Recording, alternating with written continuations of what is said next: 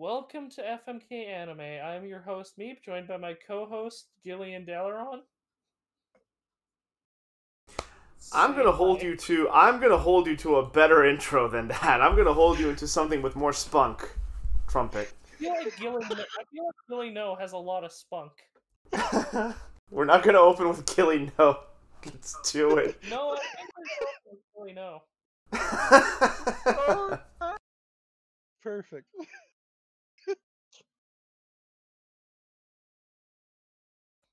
It's all about making compromises. You have to compromise with me here. Go fuck yourself. I'm Meep. I am the host of this podcast we call Anime FMK. My co-hosts are Gilly and Dalaron. Say hello, you two. Hello. Hi. And we actually call it FMK Anime, but yes. Hi, I'm Gilly. I'm a disappointment. Oh my god. I'm not even gonna say anything against that. That hurt in a resounding way. Hey guys. Say hello, you two. Yeah, Gilly already said hi. Hi, Dalaron here. If you're watching us live, thank you for being here. Otherwise, you can catch us over at twitch.tv/DalaronQuest, or if you've missed us, you can see all the episodes, except for the last one, because Insomnia's a bitch, on YouTube, over at Dalaron or DKD Rock. Yeah. Come on through. Check us out. This is really fun. Our season's gotten very thin.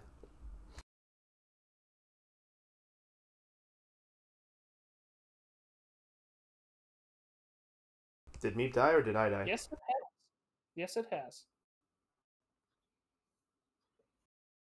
But, you know what? Let me just explain how the show works. Each week, we watch a list of anime that starts at 10, but at the end of each week, we can cut one anime. And depending on if there's ties or not for how many knives a show gets in a week, we might use the wheel. However, we only have 4 shows left this week, so we'll see if the wheel gets brought out. But let us just start right into it with Jujutsu Kaisen, episode 20. In this, Todo and Itadori continue to fight Hanami using Todo's technique of swapping. Itadori lands 4 backlashes in a row, and Todo uses Maki's curse tool. However, Gojo lowers the veil and butchers the curse user and launches a massive attack at Hanami, all while we see Mahito steal the Sukuna fingers. Or finger, we only see him hold one. Yeah, there's only one, and you guys were right. Yeah, it's just they're there to steal the fingy. Yes, so while they may have pushed them back, they technically did lose this fight. See, Mahito was there. He was just doing other shit. I still don't understand why they don't feel them there. I explained it to you. It's because they're hiding their cursed presence. Because remember, when the blonde guy ran away, Gojo went, "Huh?" He disappeared.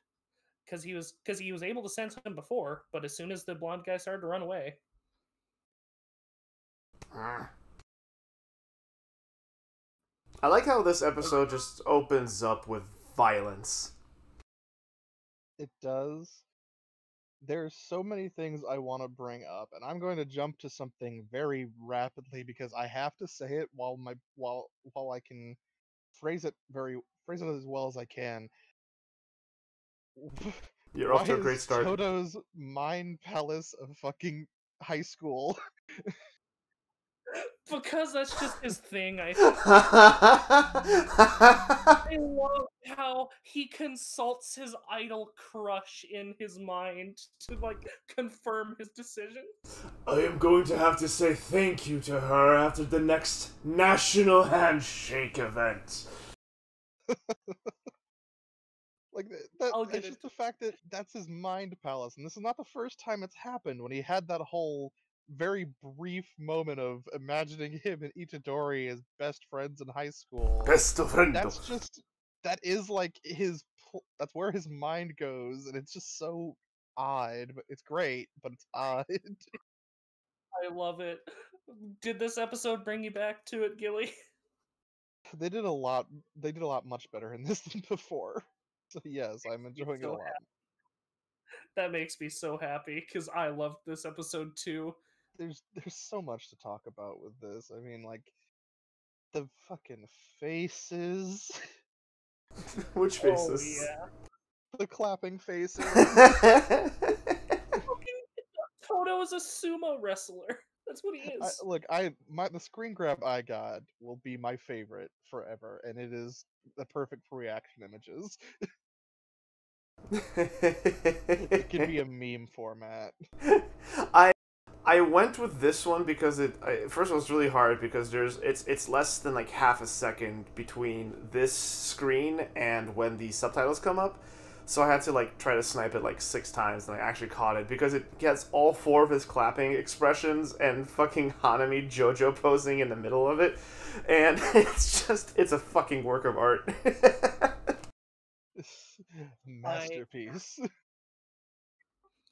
by the way, I do love how. Actually, wait, no. Before I bring that up, I do want to bring up a theory I had because I think I thought about this when Itadori started landing the backflashes back and forth. I was thinking, these backflashes aren't doing as much strength as his first did. Why is that? Yeah, right? Thinking. Then, Black then I got Flash. then I got to Yeah, thinking. it's Black Flash. He's focusing less on the quality of the backlash and more on the quantity now. He's Maybe. trying to land them back and forth, so he's putting less strength behind each punch, and because the backlash is a multiplier, it's not doing as much as it did. Meep, it's Black Flash, not Backlash. Well, my point still stands, motherfucker. Well, damn! Tell me how you really feel. Well, the other big thing with this that they have discussed, this is not something that this is something that usually happens just incidentally, and he's being able to do it intentionally, which I guess is going to become Itadori's thing. Yeah, He can do something that everybody can do, but he's able to do it intentionally rather than just by accident. Yeah, with the Black Flash, I'm a little bit. That's actually, I think, one of my. How do I put this? It's one of the points I have issue with, in the sense that, like, yeah, it's one of the. It's a contentious point. There we go. That's the word I was looking for me. Like, first of all, why can Itadori do what Nanami, the literal record holder for consecutive Black Flashes, do? I thought that was a little OP. And like Meep said, like Hanami got fucking destroyed by the first Black Flash, and they just took 4 of them. And the way they described the Black Flash was like this immense concentration of curse energy that just explodes if you time it perfectly. And I get where you're coming from, Meep, but like something like that doesn't seem like it could be downplayed. It's just maximum output. And they take 4 of them and they're fucking fine. This is also after Hanami starts being a lot more serious in the fight. Like that, and a little bit what I like to think of is why Itadori is so good at it is the actual explanation is, Toto is a good teacher, and it's Sukuna's cursed energy, so there's probably a bit leeway there. But what I like to think is because he was kind of mentored under Nanami a little bit too, so I like to think that plays into it.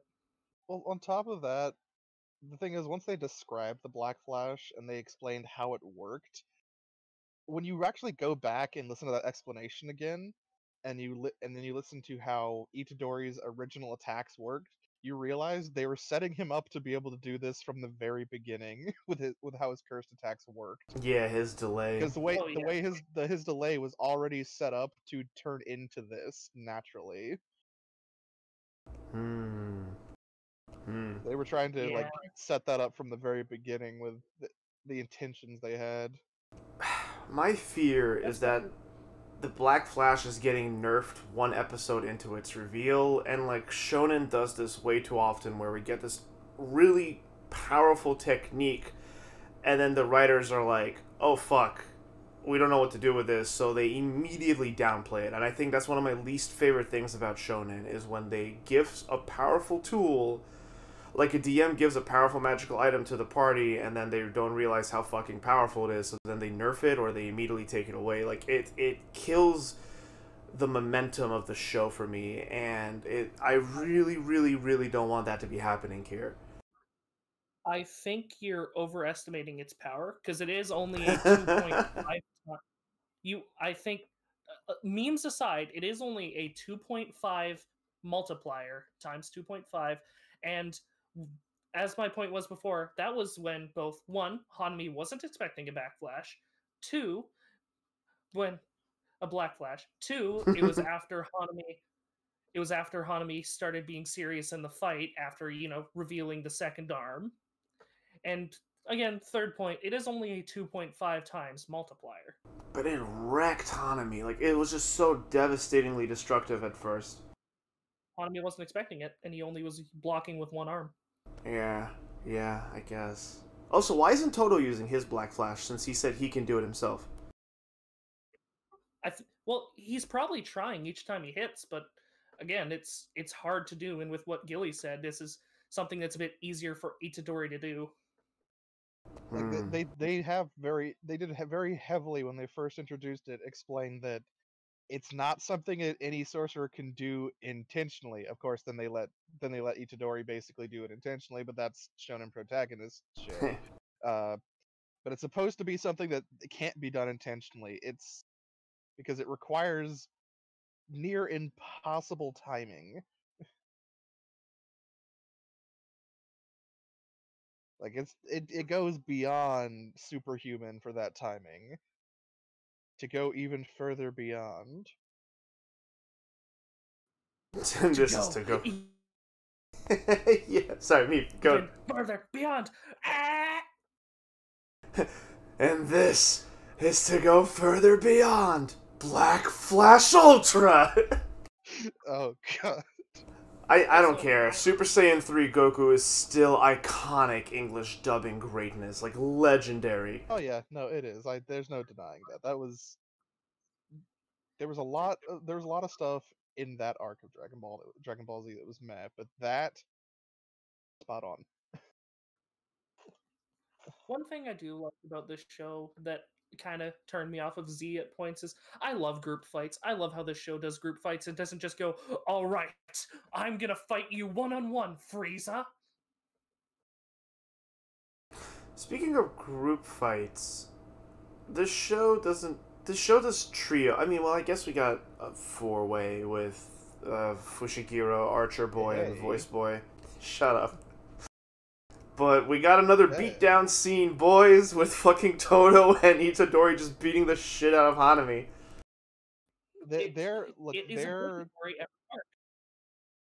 The way that the two of them fight is just great. The way together, it's just like, we're going to beat the shit out of you. I personally really like Boogie Woogie. I think it's a really cool ability. Boogie Woogie. Boogie Woogie. Listen, I don't know who. You know what? No, I do know which voice actor in this show is having the most fun. It is definitely Toto's.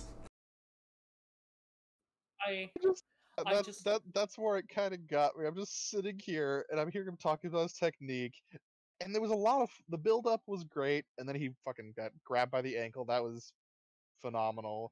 But then when he actually used it, it was called Boogie Woogie. That was when I had to pause for a second.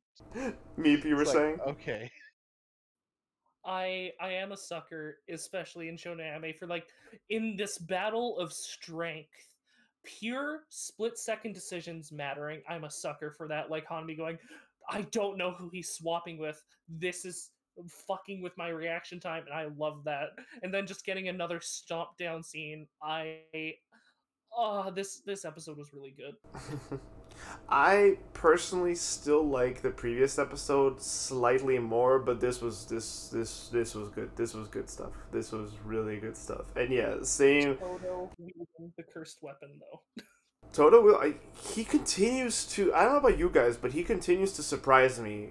Like, I thought this dude was just, to quote Cherry from Skate, the muscle-bound gorilla, and fucking he continues to surprise and impress me. First of all, with his 530,000 IQ, which lol, his mind palace, his boogie woogie, his ability to like strategize mid combat, to play mind games. He can wield curse weapons. Was like this guy continues to just become a deeper, more interesting character. Yes, his personality is Fighto, but it's not just barbarian. It's actually really fascinating to see them show more facets of his personality that is hyper focused into fighting.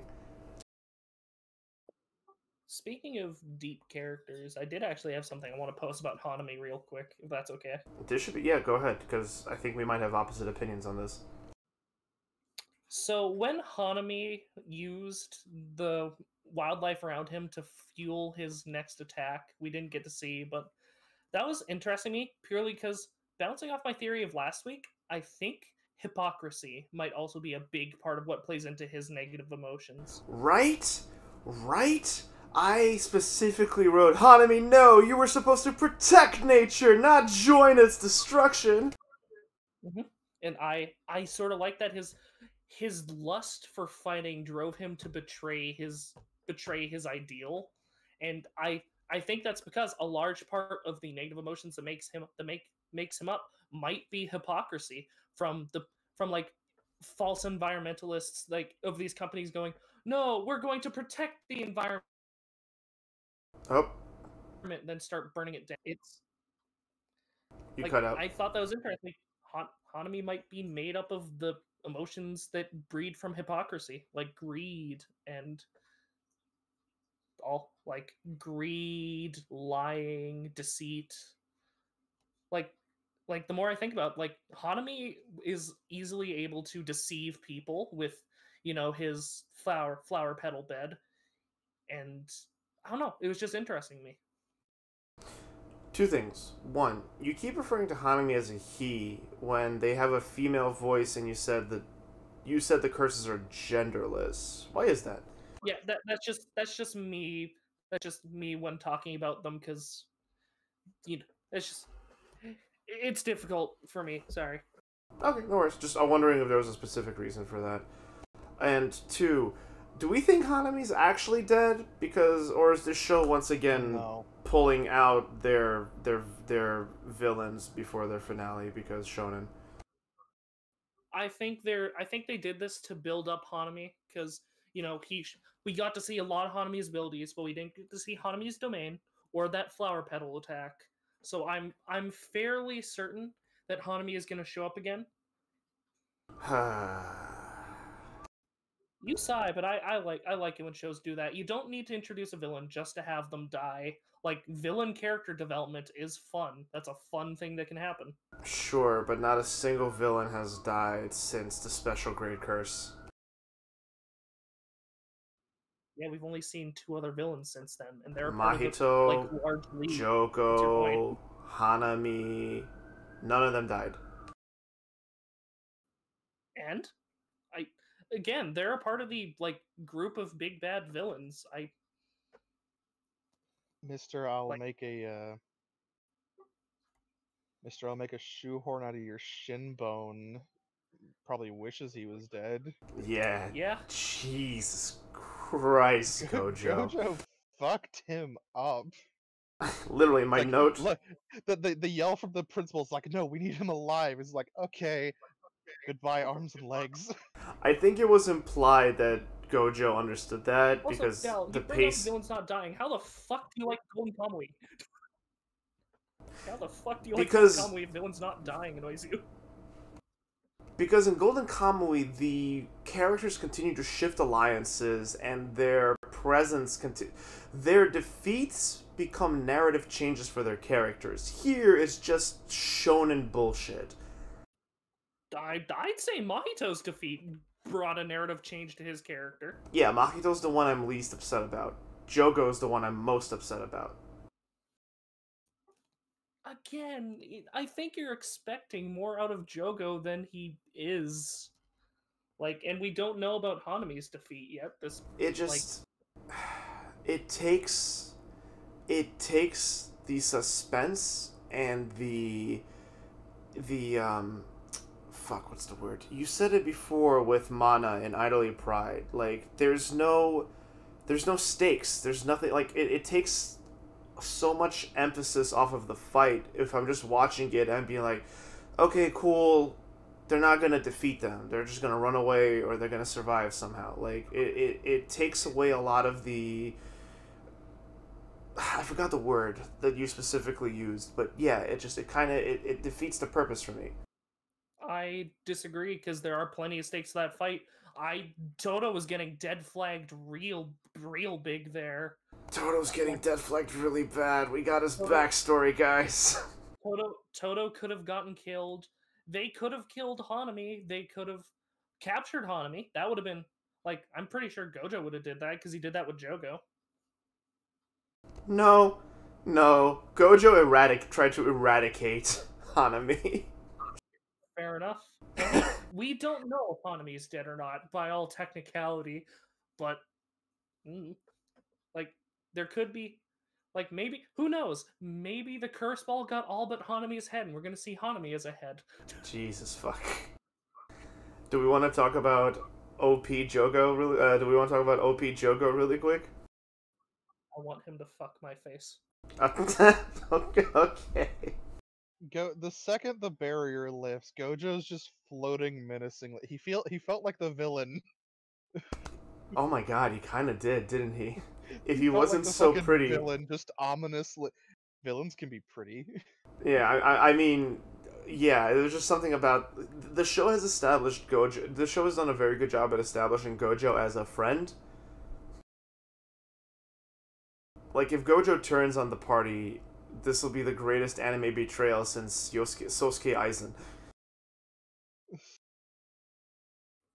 I don't think he'll betray the party. I think that this should be an incident. He'll get sealed. Gojo is just waiting for Itadori to have all the fingers. Then he's going to eat Itadori to become the new Sukuna. God damn it, Gilly. No, Gilly, I'm sure there's porn of that already out there. Yes, there is, but that's not what we're talking about. You think if it? I've sent some of it to Meep, and he didn't like it. You think if Itadori has kids, Sukuna will get passed on to his kid? Or do you think Sukuna would take control while Itadori is having sex? I'm finally using my minute, Itadori! I'm cucking you! We also don't... Well, the thing is, at the end of the day, we also don't know how this series plans on eventually ending itself. It might actually kill Itadori. Yeah. Also, it's way too soon to start considering a spin-off series like Naruto or Inuyasha. I never said it'd be a spin-off series. Series can end with you having a child.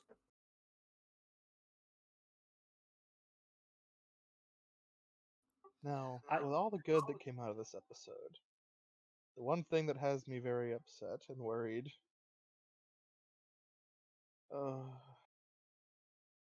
I saw the preview and I'm not happy. Oh? What were you not happy about? Can you do it without spoilers? I could do it without telling you what happened because I'm never happy about something that looks like filler. Oh. I can promise you it's not filler. And it is very disjointed. Hey, let's wait and see how the next episode plays out.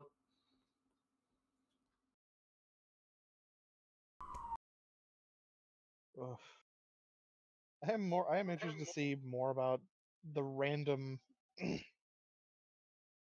people the random people that were involved in this whole raid that we're gonna get to see one kind of do anything. The blonde kid is interesting. I like his design. I didn't like that sword. You didn't like the hand-holding sword? I actually can't say anything. Those two. There's something about it, just like you're so weak, you need someone to hold your hand, so I'll even have your sword hold your hand. Oh. The interesting though, right? Like he's being called weak.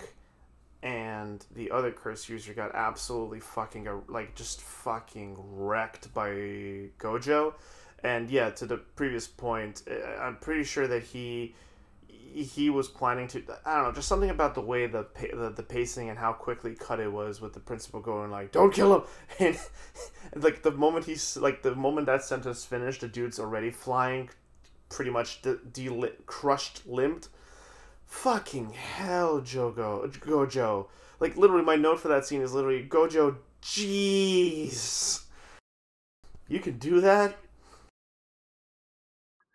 All I can think of is, like, thinking of if... Because going from one of my other favorite shonens, My Hero, to this, it's like, we're not supposed to kill villains. That's what villains do. Me seeing Gojo mutilating all these people. Two different viewpoints from these series. I mean, it explains why Gojo is so cocky and, friendly all the time, because, if you could just literally make someone an amputee or an invalid for life in a mere second at a will, I too would just not give a shit about if anyone doesn't like me. He stares at you, all of a sudden you've gone infertile. I am disappointed that we did not get a fight between the principal and the carpenter of human curse user. That guy. Yeah, it was a bit saddening, but at the same time, I think the stuff we got with Hanami, like if it would have done the shonen thing where it cut back in between fights, that would have gotten a little annoying for me. So, I'm kind of happy they just stuck with the Hanami fight. It's just like they kind of built him up, and unless we're gonna see something in the next episode where him having his body broken actually makes him stronger, because he's like he knows how to like construct and build bodies. That'd be pretty cool. But as it stands right now with this episode, it just felt like he was there to be a red herring and to explain the principal's power, which I wanted to see more of. I can promise you he isn't, but I can't say anything about either of them, which is killing me. Breathe, meat, breathe. We'll get there.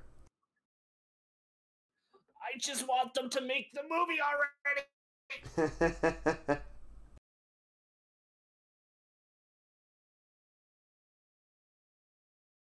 The curse of getting a manga volume for Christmas. And having to go, well, if I don't read this, I'd be a rude asshole. I'm referring to Jujutsu Kaisen 0, by the way. I haven't read ahead, I've read behind. Like the one meme. But yeah, I've read behind too. They're wearing yoga pants that say "juicy." Ugh. Also, speaking of well, not but close to this Jujutsu stroll did nothing for me. I just literally just Yeah, the Jujutsu strolls have been kind of lately. But maybe they just lost their novelty for me. And just this, yeah, like just I saw the joke coming. It you know what? I don't want to be too hard on it, because the fact that we even have Jujutsu strolls is great. I love it as an addition. It's a nice little in-look into character relationships in a very suspended, fun way. Just this past one, I saw the joke coming from a mile away, and it was exactly, it did not make me chuckle. Obviously, it's pandas. Why does no one like me? Everyone hates me. Wait, there was only two options. Itadori just like half concerned, half okay, whatever, man. Just there were two options. Speaking of Itadori, I like that this show does not have him constantly be the spotlight or the main focus on screen. Good on you, Jujutsu Kaisen. Toto was more of a focus than Itadori this episode, for being honest. Every single episode except for the last one the last like 3-4 episodes, not including the previous one before this, it's been other characters that have been the focus, and I think that's great, because when a show doesn't ride on a single character's coattail, then you don't put all your eggs in the basket, and we have really interesting things. And Toto, like I said earlier, just continues to becoming a more fascinating character. I'm with it. You ready? Anything else you two want to bring up? Nah, I'm done jerking this show off. I'm ready for the finale. Yeah, I think I'm good. Well, actually, All right. there is one thing I want while I'm thinking about it. Ooh, what is it? So maybe Mahito had that finger, but he had other things too. Did he? He was carrying I think he something was, else in his I think other he took. arm. Yeah, I think he might have had some special grade cursed tools. Like I couldn't tell. Oh, We couldn't tell what he took. He just had like a canvas bag of something in his other arm. Oh fuck! He killed Todd Howard. I was I was too busy paying attention to the transfigured poor priestesses that were laying on his at his feet. Yeah, but yeah, it seems like the finger was his primary objective, but he definitely seemed to have stolen something else as well,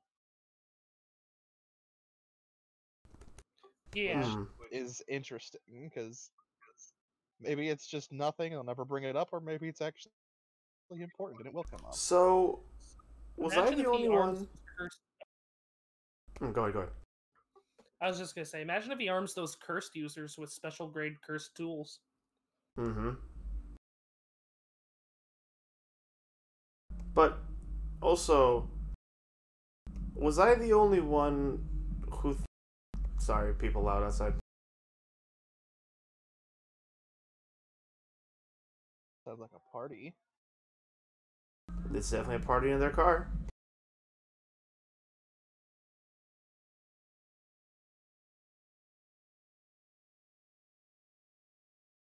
This sounds like it sounds like you're standing 2 blocks away from a nightclub. The worst thing is that I kind of dig the song that they're playing. It definitely does feel like that. We got unlucky and they caught the red light, and there they go zooming away, souped up sports car. But yeah, you're right. He does seem to be carrying something else with him. It's impossible to fucking see because of the angle and everything. But was I the only I one? think that's part of the point. Mm-hmm, mm-hmm. Was I that also like the way it's shot when he walks out of the garage door and stops when the camera pans out? It looks like a fucking manga, like directly from the manga panel. But was I the only one who thought they had more fingies than just one? Because they got one from the Junpei incident, They but definitely had more because I know they mentioned having, I think it was like 2 or 3. They had five after Gojo fed Itadori's second finger, and then they got Junpei, so they had six. And I'm thinking throughout the rest of this tournament arc, Mahito is going to be stealing the others. oh, okay, interesting.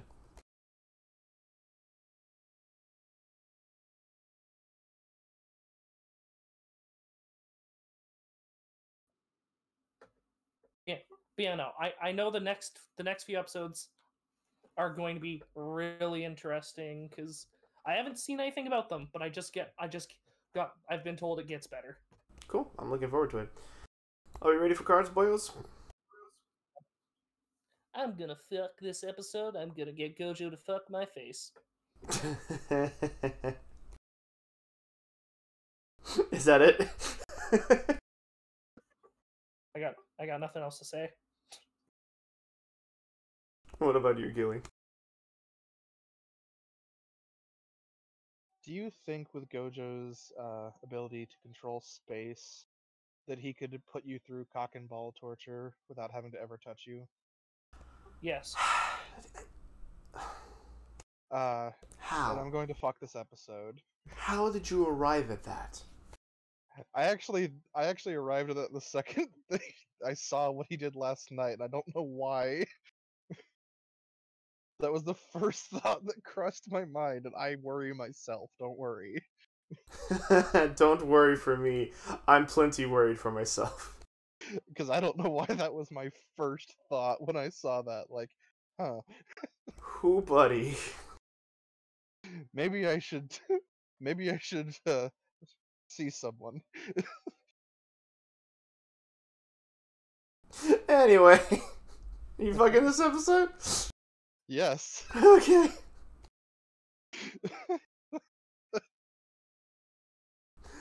Oh, brother. Oh, if it wasn't obvious from Brother. our... brother. Boogie woogie. If it wasn't obvious from our half an hour plus conversation about this one episode alone, I'm fucking this show. This is a fantastic episode.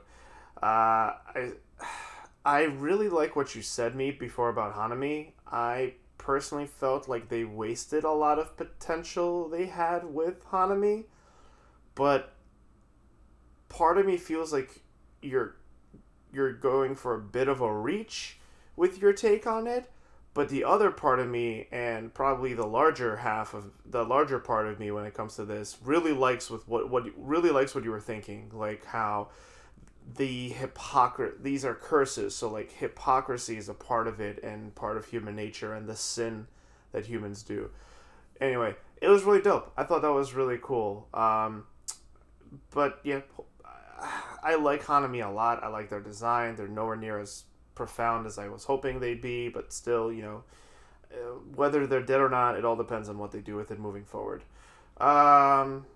Personally, I still stand by what I said. I hope they don't keep pulling villains out and sparing them at the end of each fight, because it kind of takes away the impact of the fight. Because why get invested if the fight is not gonna, if the fight doesn't matter at the end?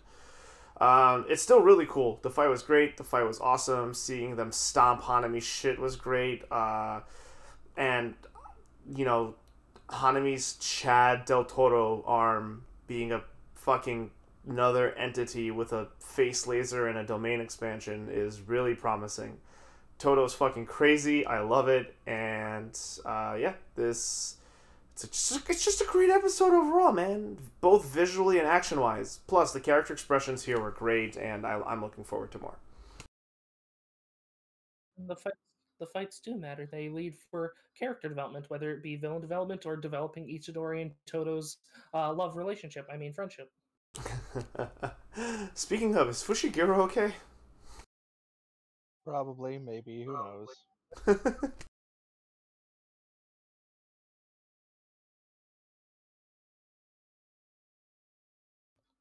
Well, with that, let's move on to. Actually, wait, before I move on, have either of you watched the trailer for the next season of Yukoku no Moriarty?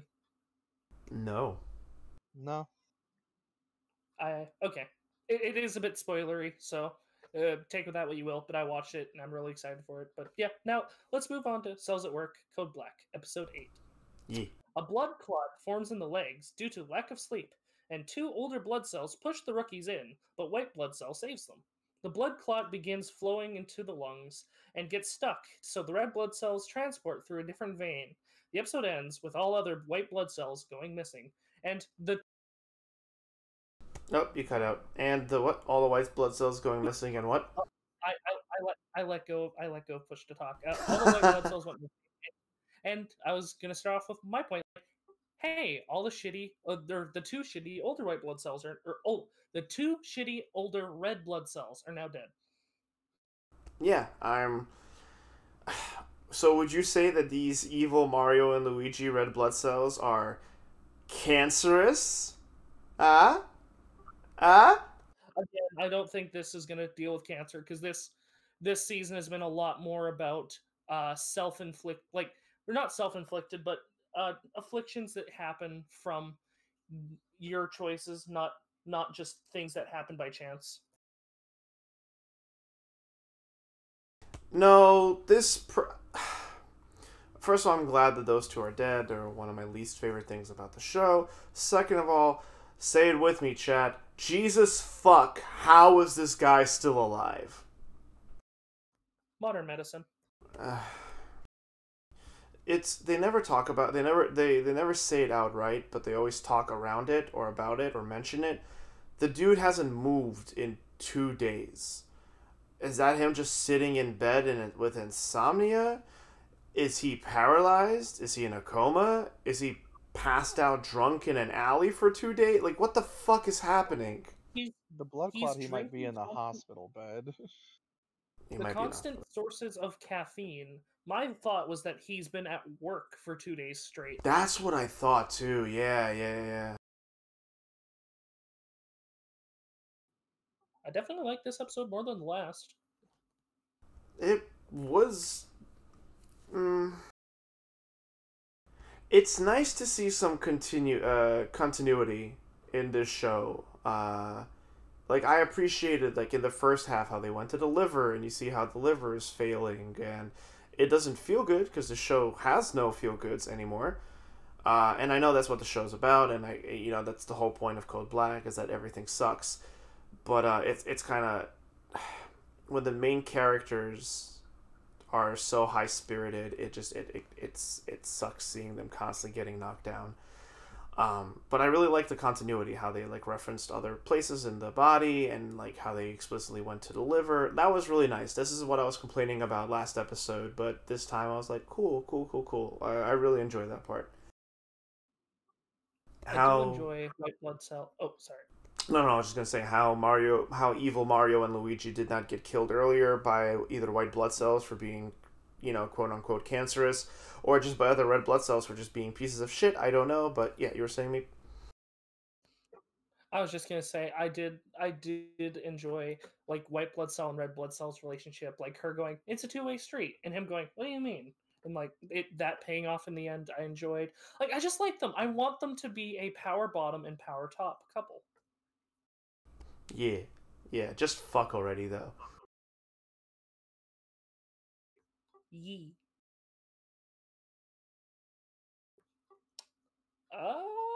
Trying to think of anything else I have to say about this episode. The scene with them crawling through the capillaries or the bronchial whatever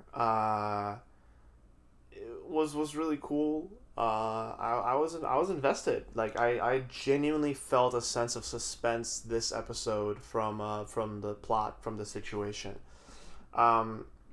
I'm curious to hear what Gilly thinks, because like him, I've recently stopped caring about all the medical and anatomic terminology and information they were giving me, because I was just like, I don't care about what's happening on the screen because I'm not enjoying it. I'm not invested. There's no gravity to the situation. It's either dumb or really dark and try hard, or it just doesn't work for me. But this time I was like, yeah, the bronchial capillaries or whatever it was, like, yeah, go through those. They gotta go slowly. I hope they make it. Like, I really enjoyed that scene. I thought it was good. The blood clot was a little stupid. Also, I think it's implied that rolling Katamari ball of dead red blood cells was killing people and platelets and children because of the blood splatters, but Well, Dalaran, want to know what that ball reminded me of? I feel like I'm gonna regret asking. Have you ever played Dark Souls 3? Okay. Because there's a ball in Dark Souls 3 in the Undead Crypt. There's a few of them. They're just made up of skeletons and other undead creatures. It reminded me of that, and that made me happy. Because it reminded me of a game I really like. Yeah, fair. How about you, Gilly? Anything you want to bring up about this episode in particular? The only enjoyment I got out of this episode was when the red blood cells turned into a giant ball and flew at people. You like the Katamari scene? That was the only enjoyment I got. I'll post in our in our messages what I enjoyed from this episode. There you go. They know what they're doing. They know what they're doing. Yes, they do. And legitimately, if it wasn't for two other characters, she would have probably made it onto my waifu list. I don't know. White blood cell is pretty waifu. She is. there's another character that's just a bit more of my type. It's just, let's call it what it is. Big titty, tough, like big titty professional fighter girl is pretty, it's pretty good.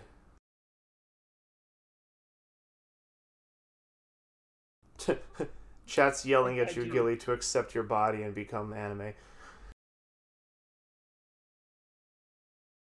No. Are you two ready for cards? Yeah. I mean, if we really don't have much to talk about, we don't have much to talk about. Yeah. I would like to go last. That with this show, it doesn't. I don't usually have a super lot to talk about. It's just it's a show I watch for enjoyment. It's not something that I.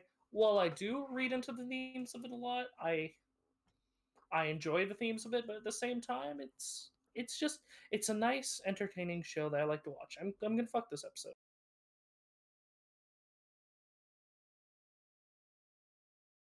Where do you land, Gilly? My opinion has not changed. I'm going to kill this episode. There's not even anything I can say. I just don't get any enjoyment. Yeah. There you go, chat. The wife who has the scene, the specific shot I was talking about has been posted in the FMK Discord. You guys can go see it in the general. But this one is tough for me. I hate to say it, but I actually really liked this episode. Like, the continuity in the first half was really nice, and we actually got some really nice and we got some intriguing and interesting moments. For the first time in a while, this show actually made me feel a sense of suspense and, actually had me invested in what was happening. But that's really indicative of how I feel about this show, isn't it? That I have to look at it doing the bare minimum of actually interesting me to get me excited. Like, we always talk about good faith and how we don't kill a show because of a bad episode, because we believe that it's going to get better.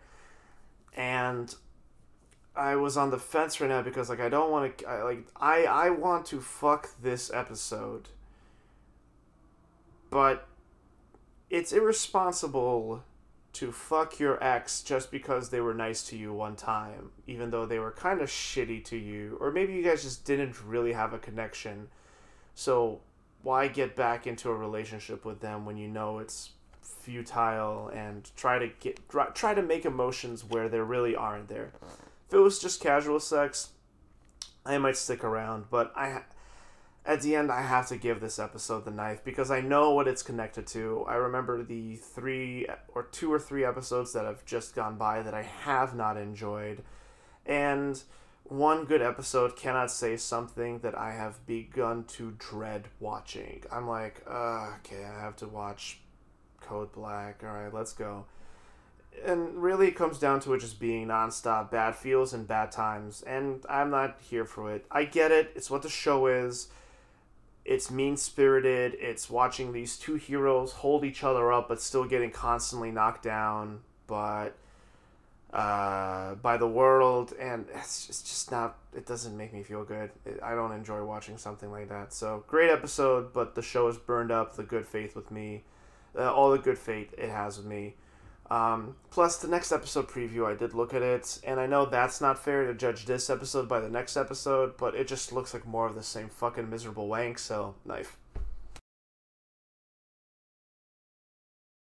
Well, that is your opinion, and while I do disagree, hey, it's your opinion to have, even if it's wrong. Wonder Egg Priority died for this show. Fuck. And it deserved it. No, it did not. Yes, it did. Well, let's skate right into our next show. Skate to Infinity, Episode 8. Forgot to post the screen cap. The qualifiers begin with a surprise entry from Adam's secretary who turns out to be his mentor. Reiki continues to feel down, but decides to watch the tournament. Shadow beats Harry Potter in a beef, and Longa starts his beef with Joe. Who the fuck is Harry? He was he was obviously just some random insert to fill out the roster. His name was first part of on the show's banner. pacing episode. It was first, but he was the most generic looking person. His name was Harry, and he got beaten by Shadow immediately. Yeah, I think he was just there to make Shadow win. I don't like that that's how Shadow got his win. I'm not gonna lie. Was I the only one that felt this episode's pacing was a bit weird? We went straight into the qualifiers and the two sides of the tournament.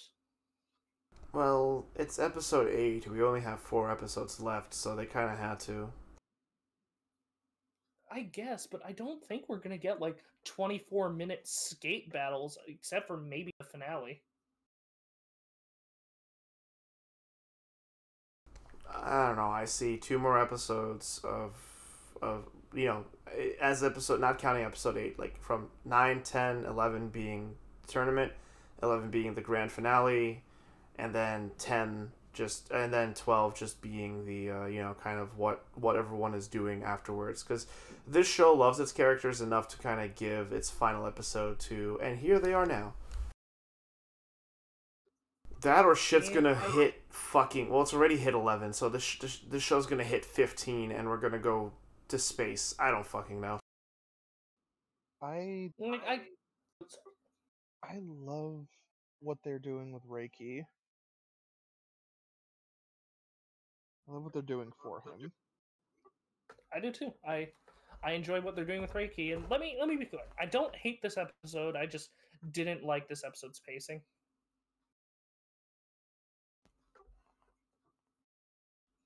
Reiki got a lot of fun stuff this episode, and well, he hasn't made up with Longa yet. I actually do enjoy he hasn't yet. I like that they didn't just immediately fix the relationship. It's like he's starting to, well, I mean, Reiki's starting to realize the way he's being, and he wants to, but he's having all those difficulties. I do appreciate though that they're doing for him what it kind of seemed from the early part. He'll never be like the best skater, but man, he knows how to design a deck. That is his talent. Oh yeah. Like Longa wouldn't be able to do half the shit he could without that custom skateboard.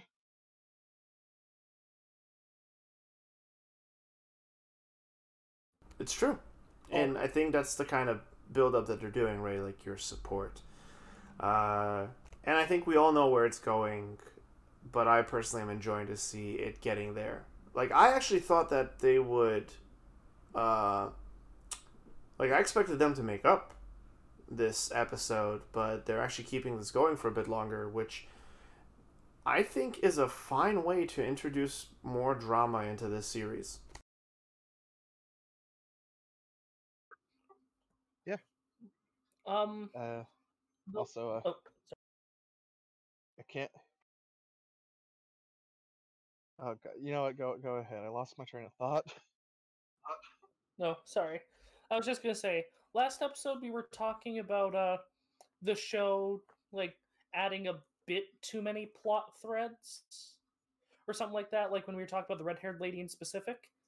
Did you two also feel that a little bit when we found out his secretary was the one that taught him how to skate with Adam?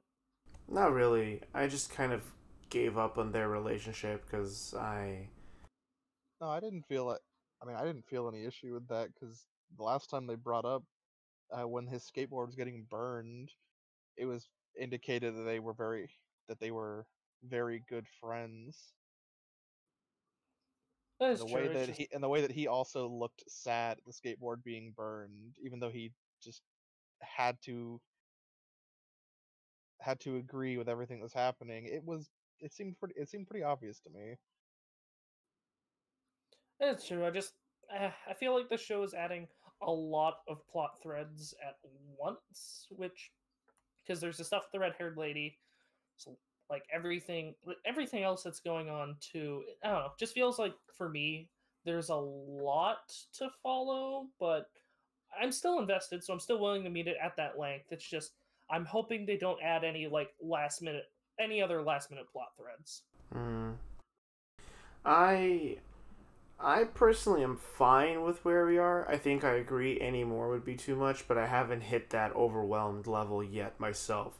Like the police redhead lady uh, she's minor, and her purpose is to drive Adam's backstory and his upbringing and explanation for his character forward to the viewer.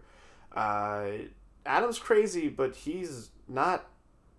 We always knew that Adam was creepy, and Mia's reaction to him was amazing. Uh, but we're starting to understand that Adam is not just a piece of shit, but he's been abused and he's been brought up as a how to put this, as a utility, as a tool in a very emotionally and physically abusive household. And that would not have come forward if he wasn't being pushed by the redhead policewoman. The whole thing about Snake, Adam, and Eve. Are you trying to make me eat the forbidden fruit? It's so ridiculous. I can't be mad at it. And I kind of want to know what's their story, but like this episode, I didn't really care. I know it's gonna come up eventually, and when it does, I look forward to seeing it. But otherwise, no plot point is in your face. Everything else is kind of minor in the background. The threads tying everything together. So for now, for me personally, it works. Yeah, it works. It's just I feel I'm at about a 7.5 with the show right now, where you two are at 8s and 9s. I mean, Keely, are you at a 9 or a 10? I'm at a 10. The fuck are you talking about? Fair enough. Also, I'm sorry. When with the name Snake, my brain had the worst thoughts because I kept going to all the Solid Snake memes. Yeah, okay, cool. I wasn't sure if you were going like Solid Snake or, Trouser Snake. Ugh, Adam, I'm dummy thick. The flap of my No. ass cheeks keeps propelling me forward. God damn it.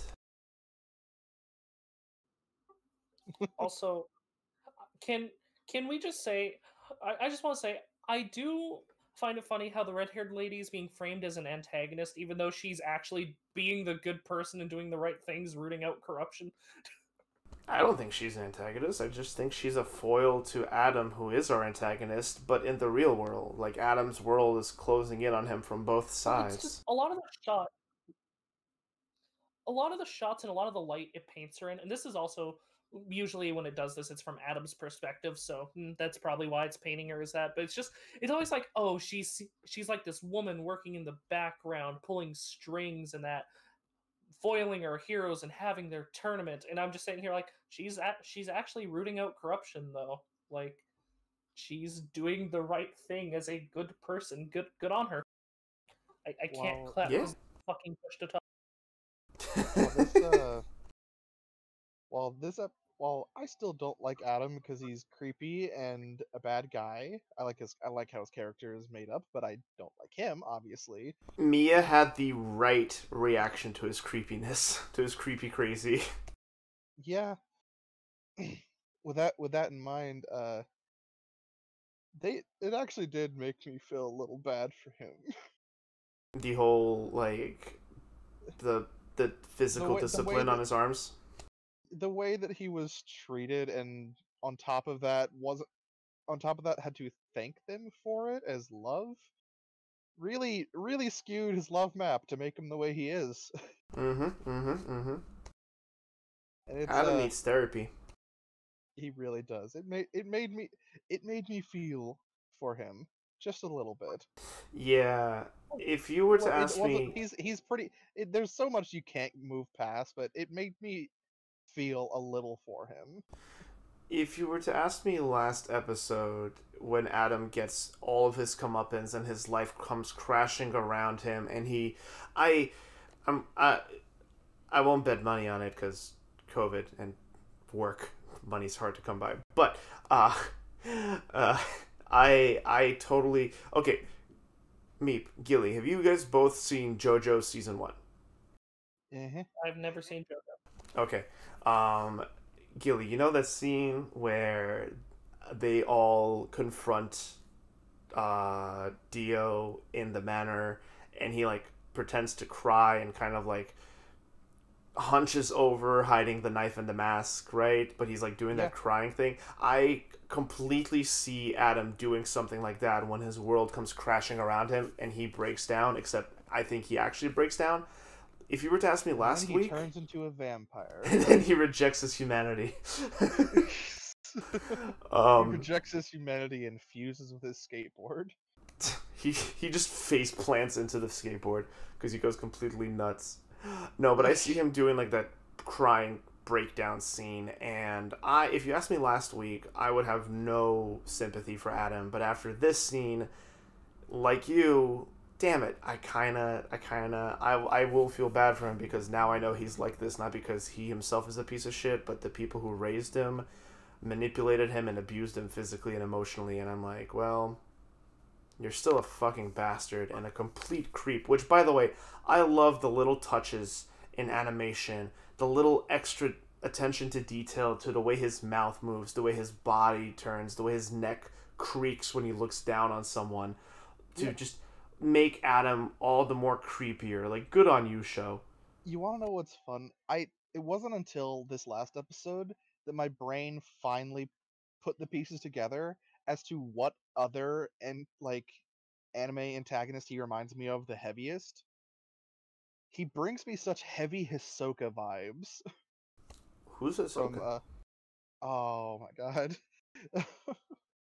Hisoka is one of the antagonists from Hunter x Hunter, a big Hmm. one that's just sort of a main one in a few of the arcs, but kind of just always there. Oh, And is he the he's clown? creepy-ish. Yes, he's the Ah. clown who has a sexual attraction for the child, and Hmm. it's not even like insinuated. It is direct.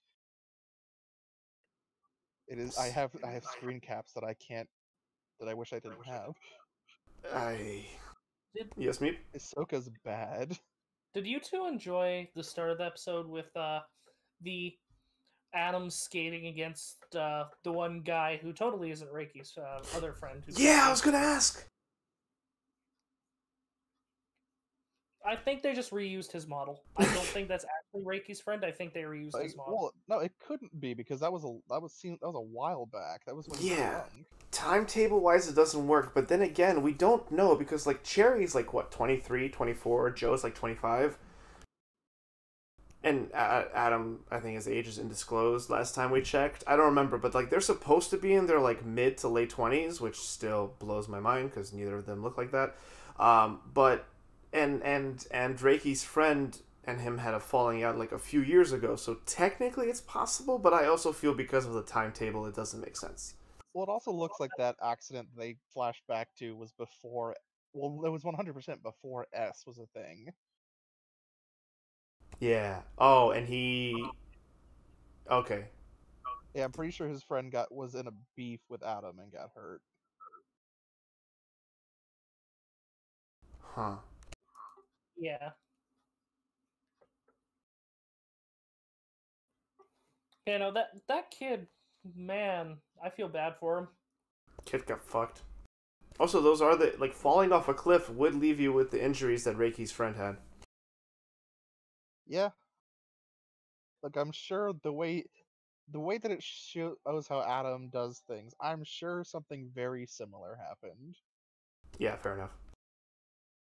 Also, as Because when chat he, I mean, points, when he injured Reiki, Reiki got launched from his board into like into like a bush or something. fortunately, He hurt himself. yeah. Again, the show definitely downplays the way you can get injured while skateboarding. Hold on, not downplays. Well, it does kind of downplay. Like, the show doesn't make it seem like, oh, skateboard kids, you can't get hurt. But it definitely also says, like, it definitely doesn't go as far as it should in this depicting how hurt you can be during skateboarding. Like, Reiki should not have been fine in 2 weeks. Reiki should have been laid out for a month and there's a bunch of times when they've fallen off their board and just got up like it was fine, but there have been a number of times where there should have been some road rash. They Like, what expedite it for fucking like the main. They expedite that stuff for like the main cast, and then if it's not anyone in the main cast, well, they're just they're just broken for life apparently. I mean, look at what Joe did. That man's legs should be powder. Yeah, I Yes, wasn't. but he has too many muscles. He's so muscle. I mean, the shit that Adam does should be impossible too. As Chad has pointed out, he dances to go fast. He dances on the skateboard. He sambas for speed. Is it samba? It is samba, isn't it? I'm not sure. Because it's not tap dancing. It is some kind of like, matador-esque performance. Adam does the cha-cha slide to go faster. 2 hops this time, stabs 2 people.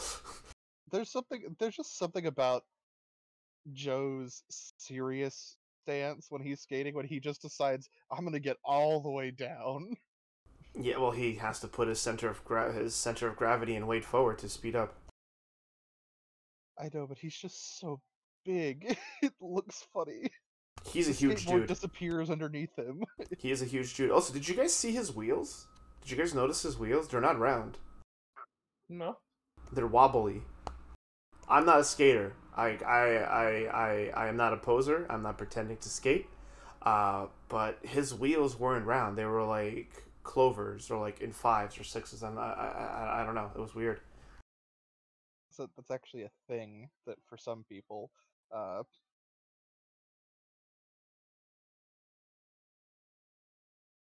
I didn't catch that. Yeah, I know there's like a whole bunch of different kinds of wheels, but for the most part, I know them to be round. I shrug. I really don't know what else to say about the wheels.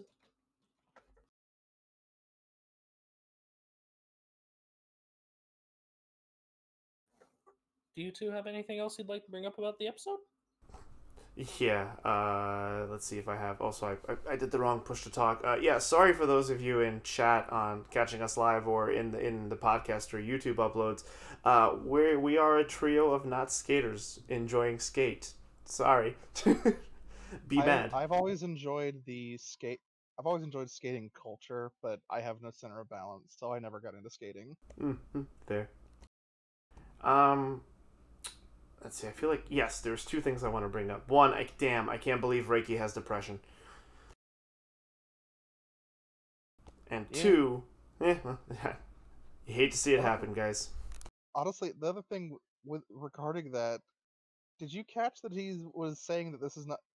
Did you catch that when he said that was not the first time? This is something that happens sometimes. I think he just meant in general, like in life, because he was really putting himself down, right? Like Reiki was really putting himself down, and I think Well, he honestly, just. I think he might be just having that kind of stuff lingering in the back of his mind, affecting him after what happened to his friend originally. I think it's just left a prolonged effect on his mind. And then with Longa, it just brought a lot of that coming back to the surface. I am very interested to see what they do with Reiki and Langa in their relationship, and specifically what Reiki does, because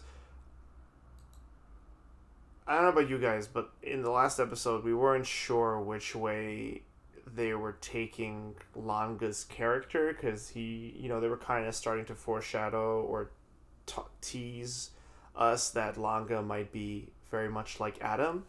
But seeing Langa this whole episode, just like, I don't think Langa was depressed. I think he just, was sad and a little anxious or confused about what to do with his relationship with Reiki. Chad is apparently shipping Reiki and Langa, but, weebs a lot do. Of people are. I've been seeing that all over the place. Yeah, weebs do as weebs do. But can't wait to get yelled at for that right now. But yeah, he wasn't depressed like Wait, Reiki. what happened? Oh, Chad was shipping Langa and Reiki when Langa was talking to his mom.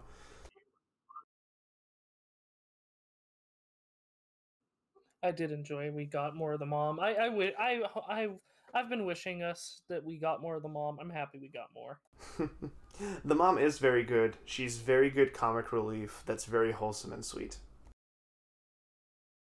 But yeah, what was I saying? Yeah, so Langa wasn't like the same. He wasn't experiencing the same way as Reiki, but he was also saddened, and he kind of had this like distractedness or uh, this impassionedness to him this whole episode. Which my favorite scene in this whole episode was Adam starts hitting on Langa and then realizes he isn't paying attention, so just shuts up. He's like, "Yes, no, we're going to skate together." And just looks at him as Langa's looking away, not listening to his bullshit, and just stops talking. And I'm like, that's great. I'm pretty sure parts of why he does what he does comes. He needs some kind of reaction, even if it's like uncomfortable reactions. The dead nothingness is just, well, this is no fun. Yeah, he's definitely off of someone who feeds off of his reactions, which is why Cherry and Joe hating him doesn't doesn't um, doesn't really affect him, can't reach him, doesn't really persuade him. That being said, I just remembered something. We talked about how we got a little bit of a sympathetic. There we go. Sympathetic moment for Adam with his childhood. He kind of burned that goodwill immediately. It wasn't a lot of it, but he burned through that really quick. The way he treated what was his name, Tadashi, at the end, where he like slaps his cap off and yells at him and like is a fucking beast toward him. That was awful, and I still don't like Adam.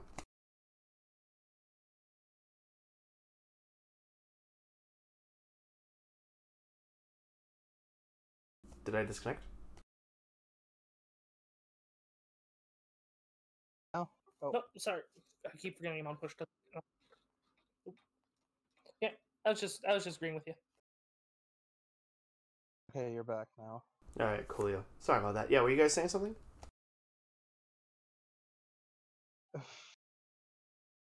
I think Meep keeps forgetting where his push to talk button is. Yes, Meek. Do not forget to push to talk.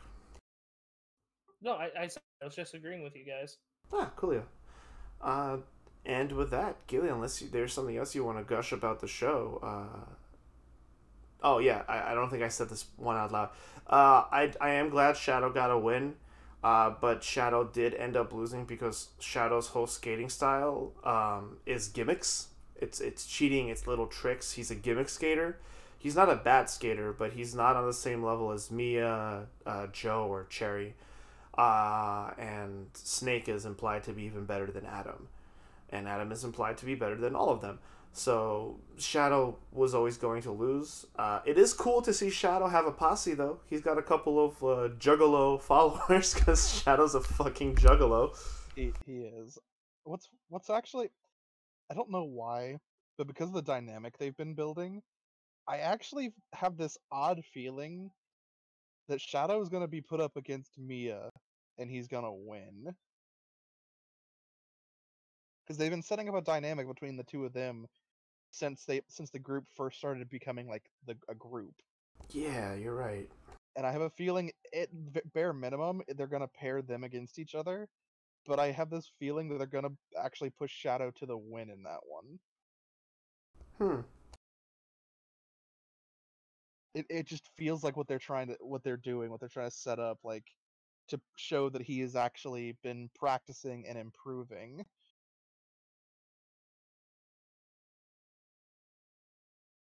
Hmm. Mia's gonna take that very poorly, but you're right. Like I didn't Oh even yeah, no, he notice. would.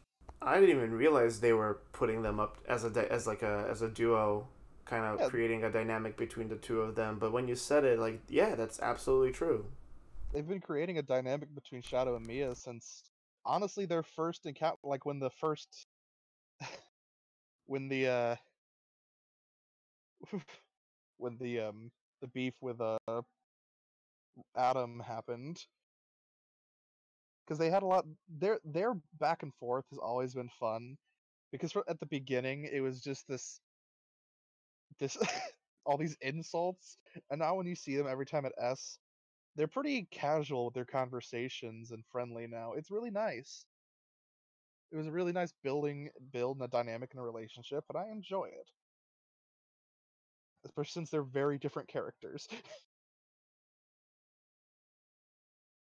Yeah. Uh, it is a little Also, shame to Donovan, see.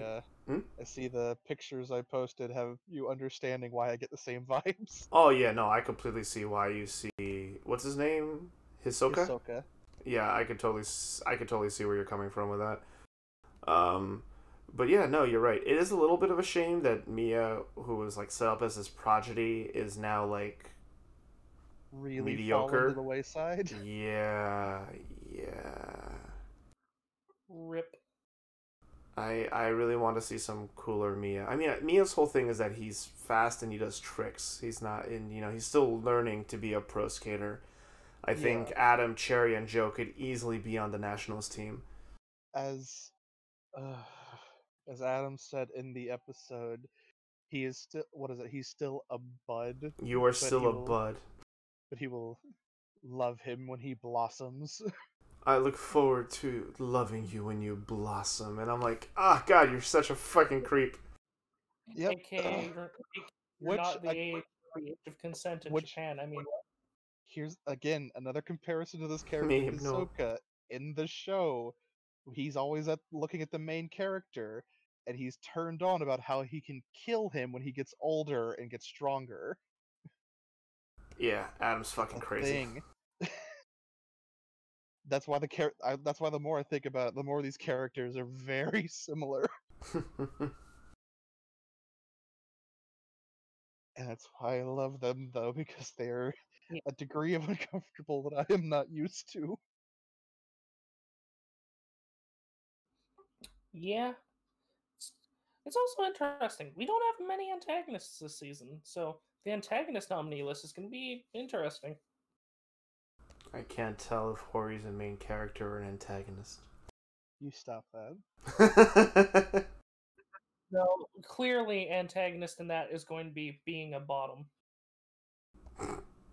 Yeah, there's a lot we need to talk about with that, but I think I Yeah, think is there anything else we want to say here? not on my end. No, I'm ready for cards. Nice, because I'm gonna fuck this show because I love this show. It's just really nice. There's a lot Really, I this is the enjoy. first time. This is the first time you've gone first. He's ready to go first for Skate. I I I love this show. I love everything they do about it. I didn't really feel like the pacing was that bad. I enjoy that they didn't do a lot of things that I was worried they would do. I thought I was worried they Reiki and Longa would make up like real fast. I was worried that Reiki would like jump in at the last minute to try and join this competition. I'm glad both of those things did not happen. And the way that they're growing Reiki to understand that like, maybe he can't be the best skater, but he will always be able to be involved in the scene through through a different kind of way, his craft, making skateboards. Hmm. I enjoyed a lot of what they did with the Reiki. This episode made me really happy with Reiki. Hmm. Oh yeah, Reiki got a lot of. Oh, also, I'm gonna say my piece, but one thing I did forget to mention, I do enjoy how the comparison it made where Longa was like skating without Reiki. He's like, this isn't fun anymore, and then it showed Longa with the snowboard. It's like, oh, just like when he was snowboarding without his dad, it wasn't fun for him anymore. Oh, I didn't even catch that. That's sad. I did catch that. I just didn't want to bring it up. I didn't catch that. Oh, that's why he was alone in a dark snow trail. Longa Yeah, lost his second. You can't see me right now, but I'm pouting. I'm gonna fuck this episode though.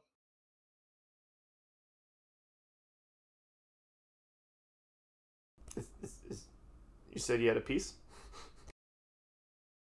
That was his piece. I said my piece. Oh, okay. Excellent. Yeah, I'm fucking this up. Hmm?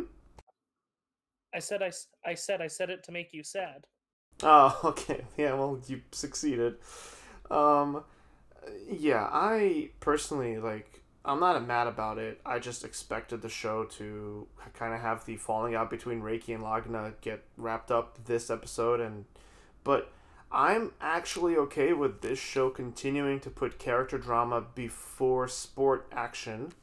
Um, but hey, we got like a really good speech out of Joe because of it. I feel like we didn't mention that, but like Joe had a really good scene where he was like, you know, it was. This is me failing to forget what specifically Joe said, but I remember going like, "Oh, that was nice. That was good. I like that. This good Joe." Joe basically said everyone here is an idiot. That's basically what his Oh, speech was. yeah, and then he baited Langa into being like, am I an idiot? He's just like, yes, you are. And then, fighting, arguing, fighting, breaking up, and then making up. It's all going to happen here to you. Just, remember, don't be alone. And I'm like, this is really good. This is probably the best Joe we've gotten thus far. But yeah, it was a good speech. I enjoyed it, and I'm looking forward to seeing what the show does with its characters. Reiki makes me sad, though I really do look forward to seeing the resolution even more so. I kind of wish we got a little bit more skating, like dynamic skating action, but knowing this show, they probably saved on the qualifiers to really pull out all the stops for the finals. So the next few episodes are probably going to be absolute spectacles, and I am here for this. Also, I look forward to seeing Reiki find his identity. So, fuck. Good fuck. That good fuck. Ah, yes, the good fuck. Well, let's move on to Hori Miya, Episode 8. Miyamura has a sad dream about middle school. We get a flashback to why Remy and her boyfriend are dating. Miyamura learns just how much of a bottom Hori really is, and tries to be a bit tougher for her. And Yoshikawa gets asked out and turns down a guy who with bad eyesight. You forgot to say that he's a gorgeous guy with bad eyesight. I mean, he He's very pretty. Aileron, that's a child. Yeah, you can acknowledge people's prettiness. I loved the whole comment of Miyamura's the Miyamura's the hot one in our group, and even he doesn't compare. That's coming from Hori. Hori's like, Miyamura is the pretty boy of our group, and even he doesn't like compare to him. It's just like, oh. Speaking of Hori, I felt so bad for Ishikawa. He was just Oh sitting my there God. dying. he's just like, why should I exist? Why should I exist when someone this hot is in front of me? I am genetically inferior to him in every single way. That is literally what he said. Yes, I know, it's so good. Next to Toto's first mind flashback, I think that's my best laugh of the season. I think this episode has made me laugh the most. There was a lot of good out of this episode. That all that at the very end was very funny. But the second half of this episode was very funny. The first half made me sad. Yeah, I was not ready for the opening of this episode. Oh God, no, I wasn't ready for that at all. I have previously spoken about how I relate very much to Miyamura's struggles and his insecurities and complexes and the way he grew up in school and the way people treated him throughout his school life. And that opening, I didn't cry because it was in the beginning of the episode and I didn't have enough time to get lulled into the emotional, vulnerable, and kind of like invested state that this show succeeds in creating within me. But it hurt, and it was sad, and I was not ready.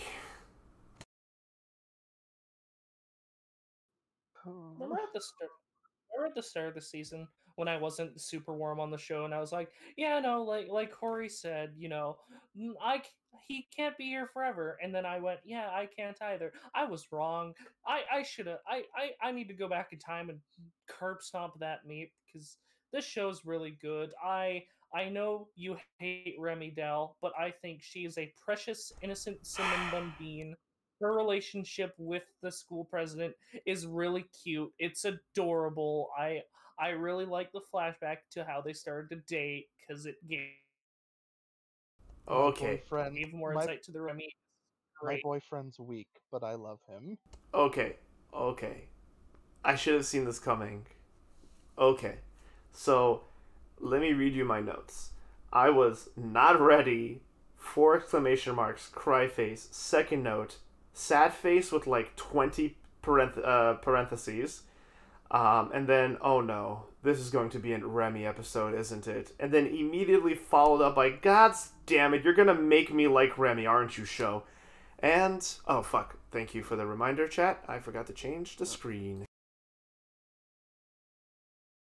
But yeah, this show. Hmm? I just said thanks for making it harder for me. Joking about the timestamp. Yeah, my bad. Yeah, this only serves to highlight the show's strengths, but god damn it, Remy's okay in my book. I still don't forgive her for the fucking shit she pulled with Hori, but two of the shit she pulled with Hori, but yeah, that was really really good. I think that is the What did she really do though? She just messed with her a bit. no, that was not okay. Sitting down, being like, "Hey, do you like this guy?" No, well, maybe I should fuck him. If you're not gonna do anything, like that's toxic as fuck. Nothing forgives the way she is.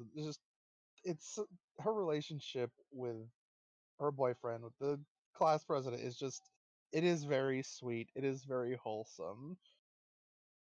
I think that was my favorite part of this episode. Now that I'm thinking about I it, One thing that made me a little upset, and it wasn't like something about they did in the episode. It was just something what was being said.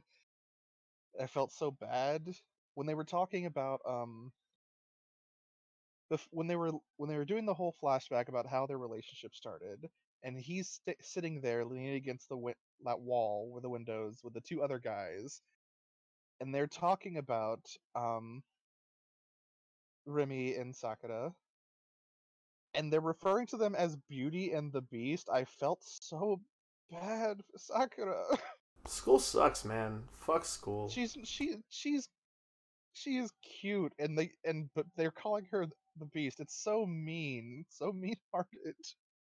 I think, like in anime terms, she is supposed to be considered quote unquote not attractive, but her eyes are smaller, they're more close together, her hair isn't like flowy, but like I like Sakura. I think Sakura's cool, and going back to last week's love triangle of Toto with Sakura and Oh, Yuki on each side, I still don't know who I'm rooting for. I'm kind of rooting for both.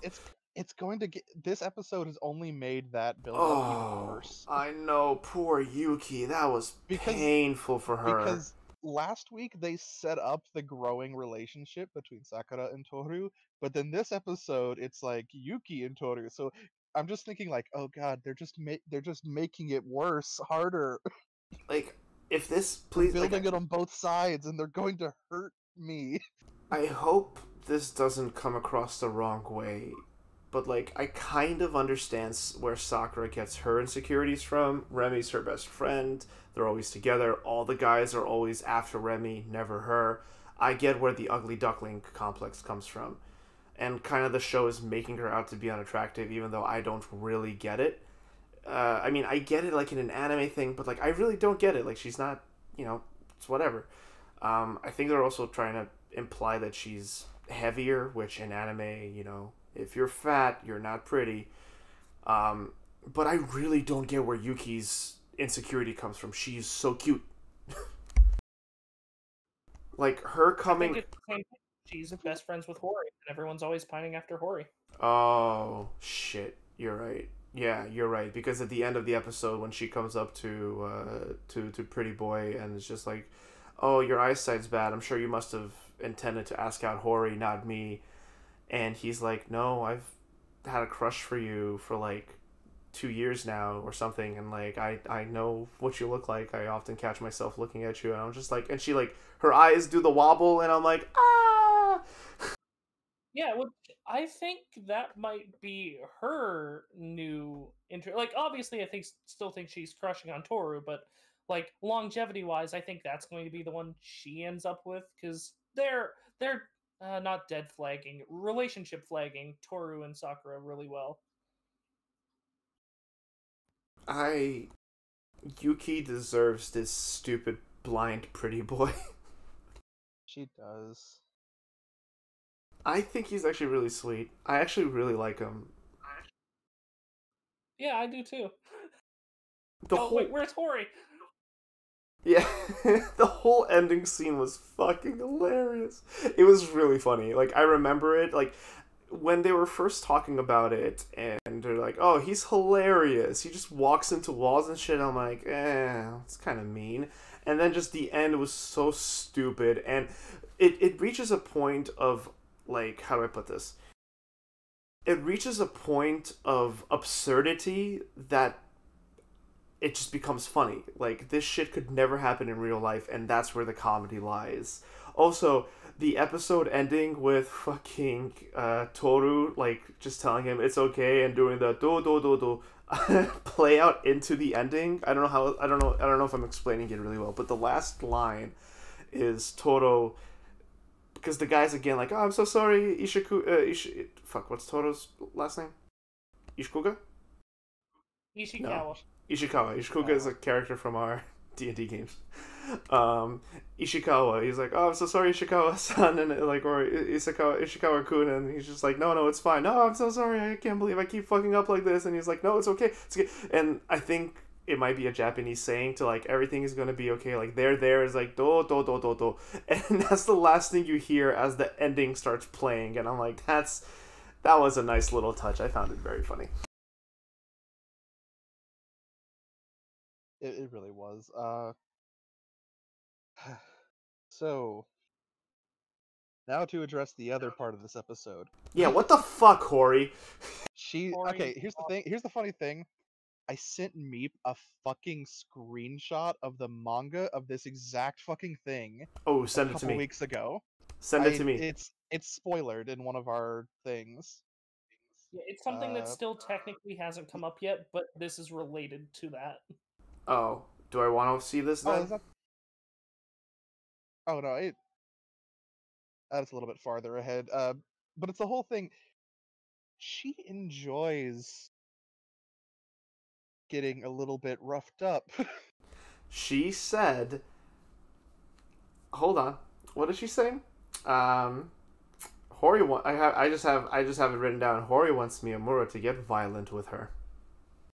That is the words Yes, that she used. and the thing is, this will not be the last time this happens or comes up. Hori, Hori. I'm not kink shaming you, but are you okay? It is actually listed on the fucking wiki that she, due to a few different Reasons? panels Oh, and instances, she is listed as both a masochist and a sadist. I can see that.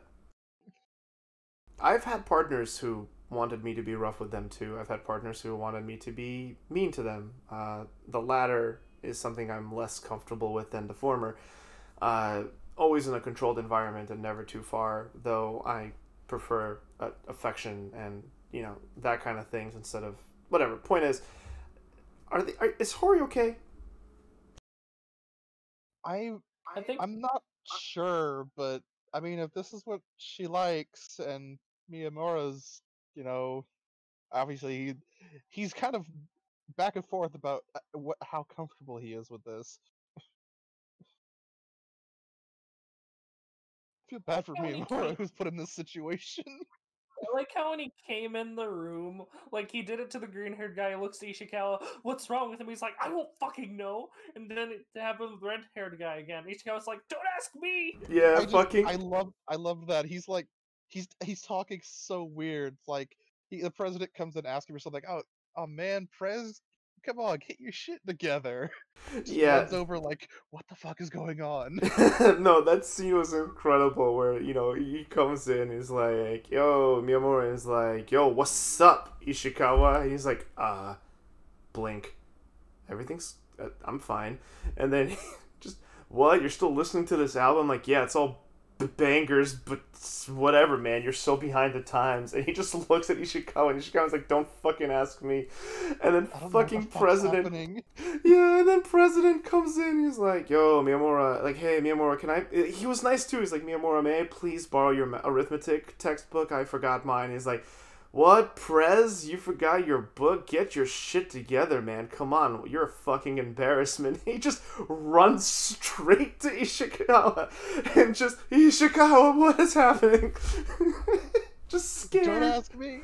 I also love how like they're talking about it. They can already assume this is something that this is because of Hori, and like the second the second she walks in to say hi, he grabs fucking he grabs Toru like you have to get it together. You have to get it together. Like stop putting your problems on me. Stop projecting. Okay, question. Can I, for best laugh, can I just put all of Horimiya as my answer? Yes. Actually, his overview is actually got very good comedy to it, and I enjoy that. Honestly, I would just put this episode 8 of Horimi as best laugh. Fucking I love how they all immediately go to Ishikawa because he and Miyamura have such a nice friendship. Yeah, they're the best friends. So they're just like, what the fuck's going on? And they all knew it was some Hori bullshit immediately. Which they called her the Ice Queen. Yeah, I mean, yeah. Oh, well, okay, that came from the president who has a past with her. Yeah. I will say that did come from him, so he has a past that was not exactly the best. Was I the only one that thought something else was going to happen in the AV room while it was closed? I mean, that was implied. That was the reference the joke was making. I was like, oh, Miyamura, it's not going to be closed till later, but I can bring it. We'll just have to tell the teacher we'll be a bit late. I could hear like the da da da da da da da in the back of my head, like fucking God, careless whisper. I like, expected. I didn't think they were gonna actually, like, oh, sorry. No, go ahead. I was gonna say I don't think they were actually gonna fuck, but it was gonna be like the whole teenager thing of like, oh, we're making out in the classroom, and then someone walks in. But no, the two freshmen walk in on him shouting at his girlfriend. Yeah, and everyone immediately starts gossiping Also, again, but they don't care. again, the thing that reinforces how much Hori enjoys this is the fact that when they were talking about it, did you hear the excitement in her voice God, for fucking. hearing about how scared the underclassmen were? What the About fuck, them Hori? yelling? About him yelling at. She likes that way too much. There was so the funny thing is I have so when they're at Hori's place and she's like, actually that'd be kind of hot, I'm just like, what the fuck, Hori? And then for the Yuki scene, I forgot what she suggests. She's like, damn it, what the fuck? Oh yeah, she's like, yeah, feel her, yeah, like what? Ishikawa's like, what do I do? She's like, oh, Hori's like, oh, well, just feel her up in front of him, and I'm just like, what the fuck, Hori? Just fucking, I love. She's such a bottom. No, Hori is what we call a switch, but a crazy switch. Like, at any point, I feel like someone's gonna look to her and go silence bottom, and she would. Yeah, but then in bed, then she will flip the script and get you back for it. Oh yeah, in bed she's totally a pegger. Meep. Leave. What? Oh, are you telling me that she wouldn't be into that? I hate to agree with I, Meep. I personally believe that Miyamura has a line. And I believe that that is not the line for him, Gilly. Exactly. I was gonna say, but Miyamura is also a bottom. But damn it, what were we talking about right before this? I feel like Miyamura's line is cock and ball torture. Now you've crossed the line. Anyway, uh,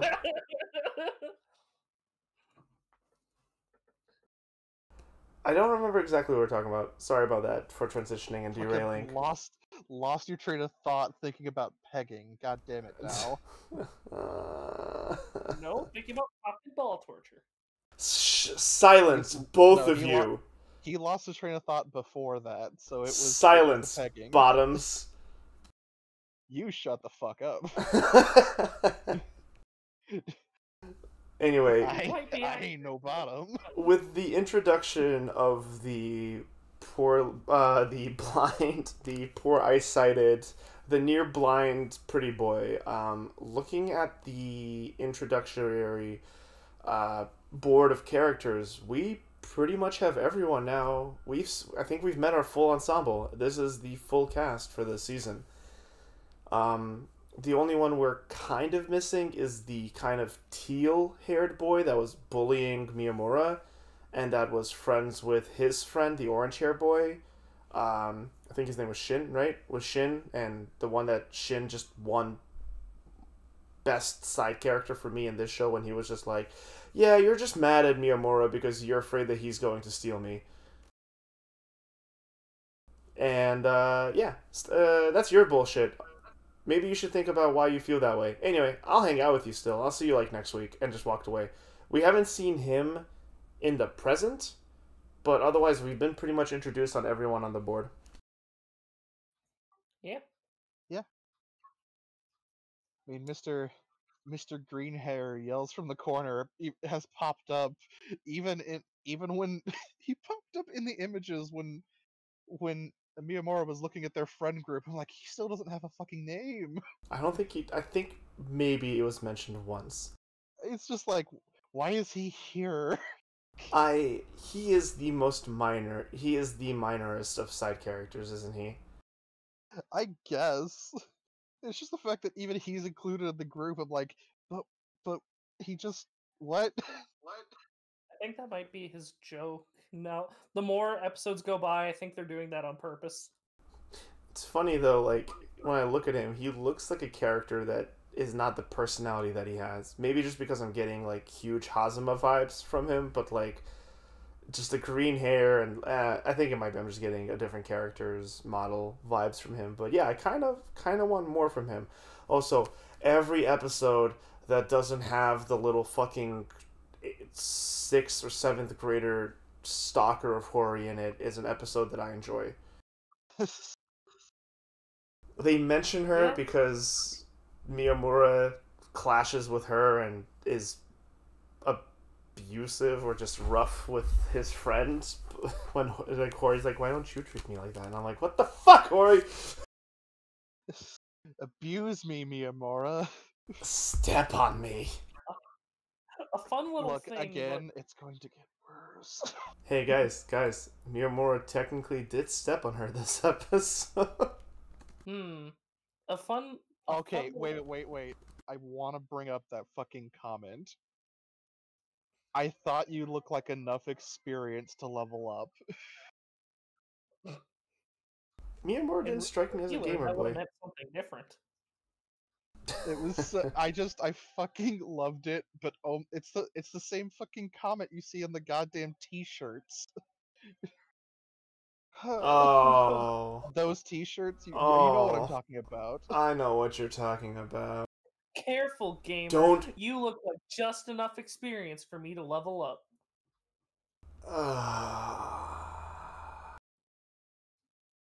You know who would wear that shirt?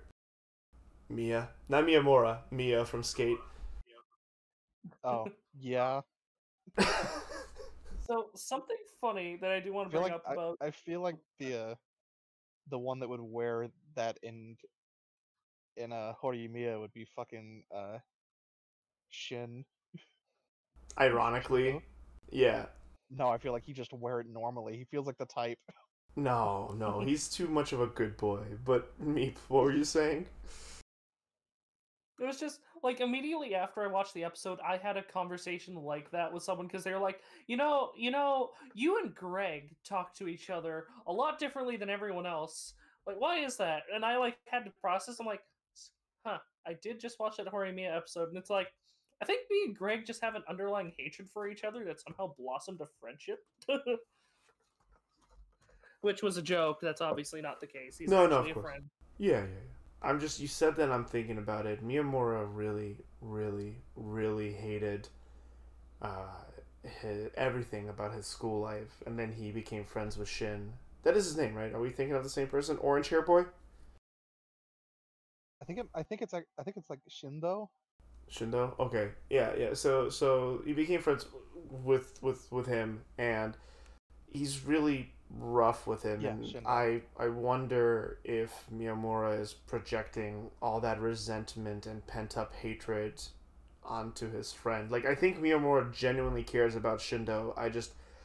I worry that, that's where that rough hostility comes from. And I look forward to the show potentially exploring that. I want more Miyamura and Shindo. I really like their relationship when Miyamura isn't doing the thing that I don't like Hori doing to him. Stop beating up your friends. I was kind of that asshole growing up, and I still feel guilty, even though I apologize to a number of my friends, being like, hey, sorry, I am a very tactile person, and I had my own issues, and I'm sorry if I overstepped the line and ended up like hurting you or hurting your feelings with my behavior. It's just because I didn't know how else to express my affection for you other than through physical interaction, and seeing as I'm straight, that physical interaction was always roughhousing. What the hell? You've never just looked at your homie and grabbed his dick out of nowhere? I mean, what? Anyway, do we think fucking Toru's bi? Because he straight up says that if pretty near blind boy asked him out, he would say yes. Yes. Here's the thing. That's a joke they've been making multiple times throughout this series, and I think that's just like supposed to be the over exaggeration that they do. They've been made multiple times, like, between multiple characters. I can see that, but it also, for the first time, it actually, for me, it ranked true? Question mark. Then again, everyone was damn. What's his name? Arans. What was the pretty Uh, boy's name? I should have written it down. I'm not sure. Akane Yanagi. Uh, Everyone was gay for Akane Yanagi. I just felt so bad for Miyamura in that scene because when Hori and him were talking, you like saw him in the background. And he had like these like darkness around him. Like, oh Miyamura, no. I think Miyamura knew. He's been out pretty don't boyed. smile. But yeah, it is interesting to see. Yeah, but everyone is gay for Akane Yanagi except for Yuki. I mean, it makes sense. Like, I don't think Yuki's into the pretty boys, which is why she never had an interest in Miyamura. I think she likes Toru for the reason because he's not all. I think she even said it. Like, I don't like, I don't want a pretty boy. I don't want like fancy food and to go to fancy places. I'm a simple girl. She she was talking about how, like, he's a bit too hot though, isn't he? Fair. And I think that also talks about how Yuki does not think she is attractive, which breaks my heart because Yuki's my type. as they referred as they all referred to her, like, he's too hot and I don't really want to go to any of those fancy restaurants or anything. She talks about, and then their response is she's a pleb. I didn't like that because, historically speaking, calling someone a plebeian isn't an insult. But it's become this colloquial term, and I'm just like, it's like, oh, we're not having sex, or we're not dating. Our relationship is platonic. Like, what the fuck does that have to do with platonic ideals? But I digress.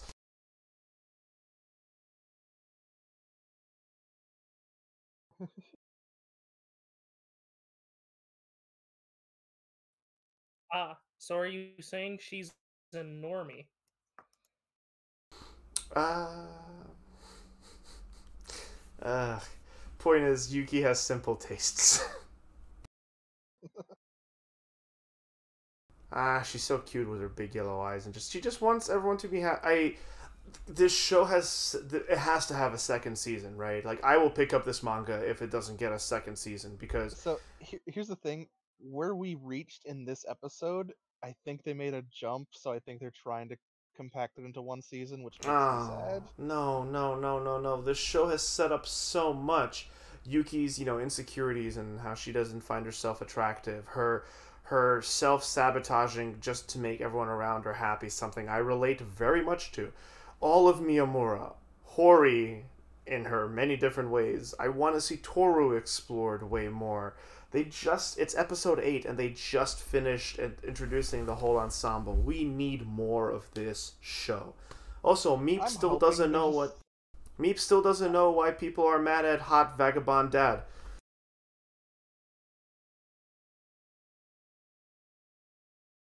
Gilly? Hmm. Yeah, sorry, you wanted to say something before? Oh no, I was just saying I do hope there will be a second season for this. But they did do a little bit of a jump with this, but I think we're still okay because there's How certain big of things a that I jump? just uh I'm trying to think exactly. I think I can't tell if they just compacted a bunch of stuff.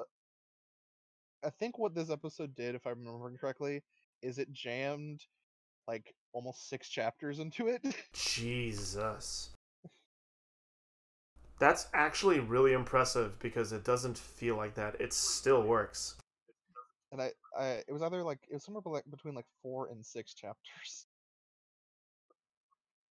Yes, And me? the previous episode did kind There's of a similar thing. It jammed a good amount into it too. Hmm. this is also a thing chapter manga, Ooh, so ooh, you I don't were think we'll. super choppy. Try that again.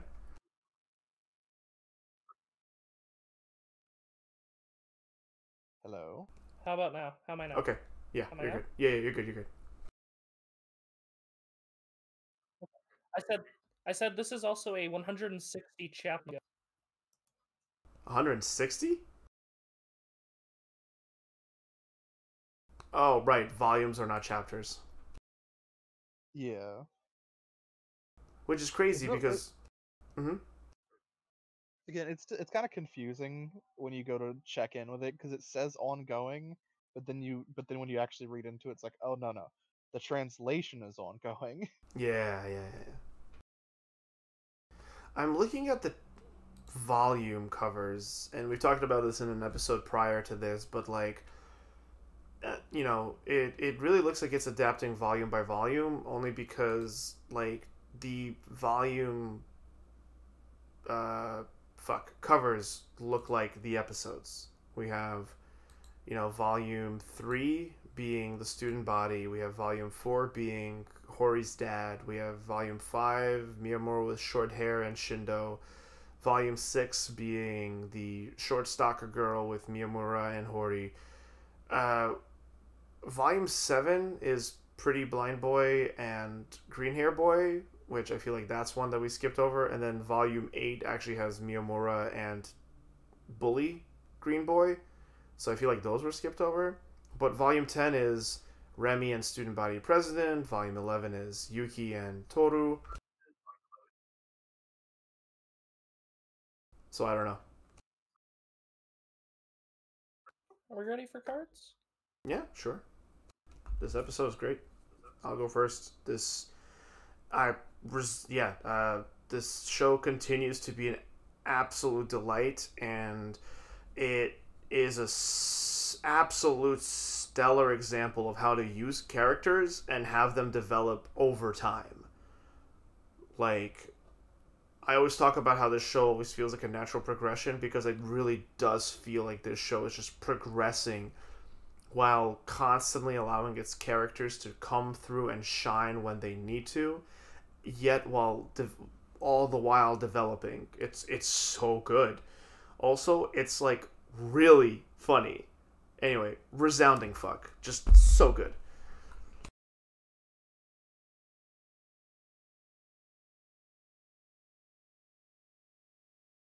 Well, I'm going to fuck this episode because I just, and again, I love this show. This is literally just, it's this and it's Skate every week that I'm looking forward to the most. I like Jujutsu Kaisen. This episode did a lot more for me, but I'm it's gonna fuck always this show. Horimiya and Skate that I look forward to the most.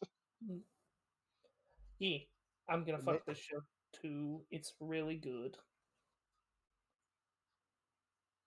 Oh, sorry, was I cutting anyone off there? I can't tell with push to talk. no, Okay. Yeah, the show is really good. I am going to give it the big eggplant. Honestly, we've had a very strong week, in my opinion. This is probably my favorite episode of the week. I mean, we're down to 4 shows. Well, we were down to 4 shows, but yeah, like Jujutsu Kaisen, very strong episode. Skate, really good episode. This, I think, takes the cake this week for me. I'm biased, but Jujutsu took the week for me too. I mean, well, Jujutsu took the week for me, not two.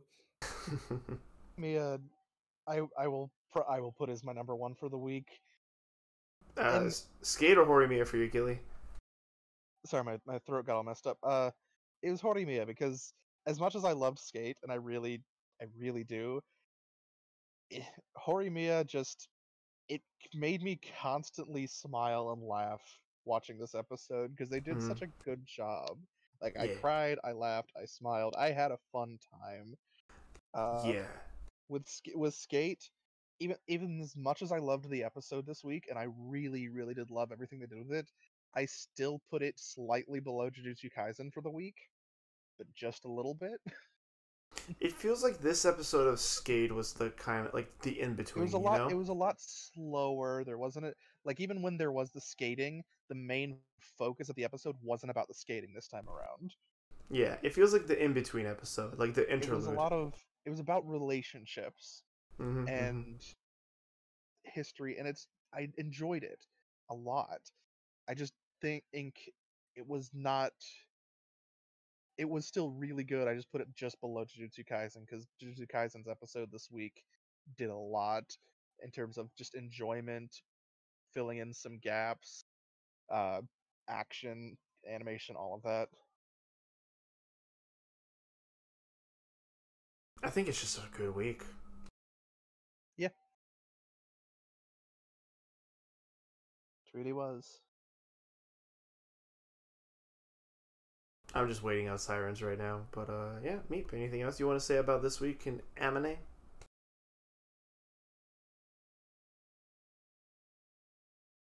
Oh no, Meep's fucking dead. Oh, oh. This I have been trying to speak this whole time. Push to talk, friendo. I I was going to say Meep, I no. did want. Sorry, I just saw what you posted in general. Meep, no. Yeah, I was trying to get you to look at that. Listen, Akame got wait, yeah. Akame got Kill is one of those anime where it did the Akudama Drive thing of okay, it's gonna be a new character each episode that Yeah, but we talked about this. Akame got killed did it in a way to make a reaction out of you. Akudama Drive did it in a way that, you know, just it shit happens, man. People fucking die. yes, one by one as you're forced to watch. It felt less forced in Akame got killed. It felt less forced in Akudama Drive.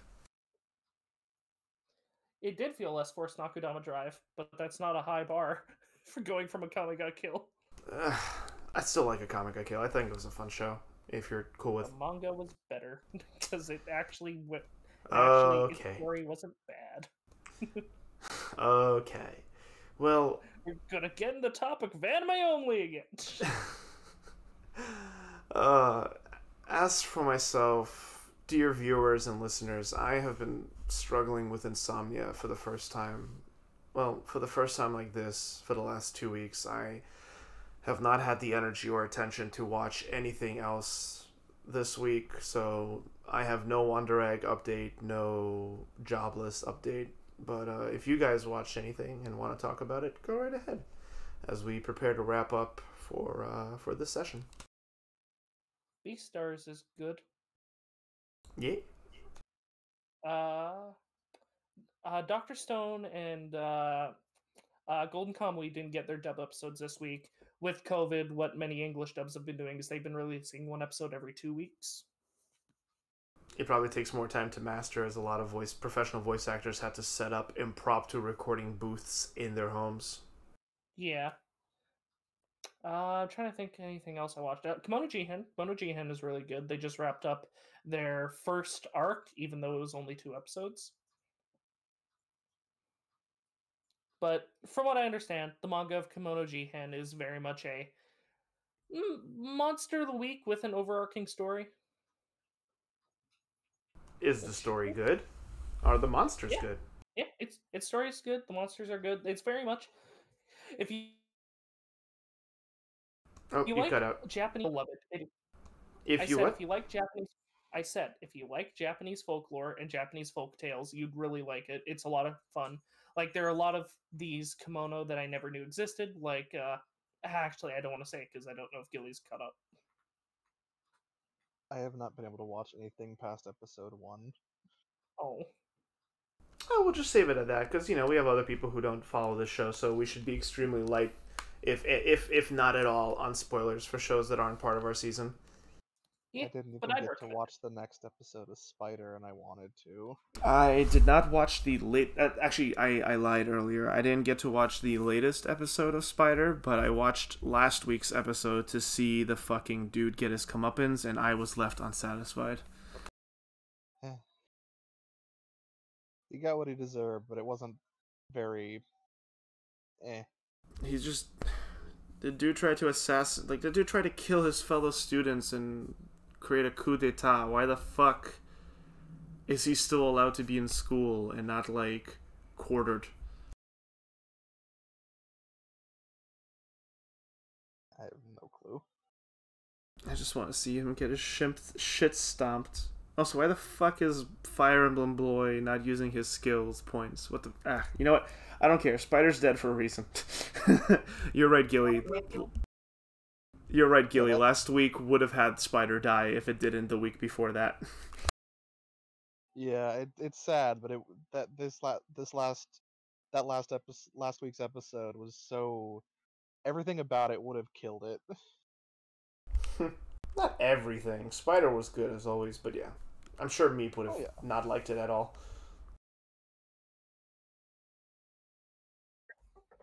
Yeah, Spider did die for a reason.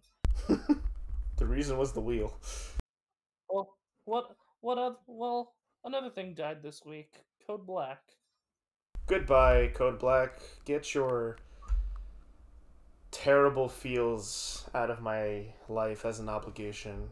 Meep, as always, I'm assuming you're going to continue watching it? Oh yeah, as soon as I have the chance, I'm going to catch up with it, because I want to watch what happens in episode 10. Do either of you two care about spoilers for episode 10?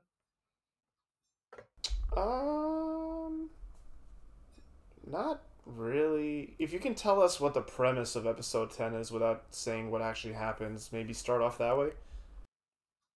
I don't know the premise. The spoiler I walked into was just them talking about something happened. I went, well, that's gonna suck. I am very curious to hear the season finale of Code Black. I might just go back and watch episode 12 because I'm very curious how they're going to choose to end this series. but otherwise, unless someone, you or otherwise, tells me, oh, this episode, like episode 8 of Code Black, this episode is really good, I don't think I'm going to be continuing it. Do you want me to just I'm DM you the not. thing I learned? Yeah, sure, why not? Send it my way. Beep it a boop. A moment. This isn't really a show I care that much about, so unless it's like it ruins the episode, which otherwise would be really good, I don't care about spoilers about Code Black. Are you sending it to my alt or to my reg? You're regular. Okay.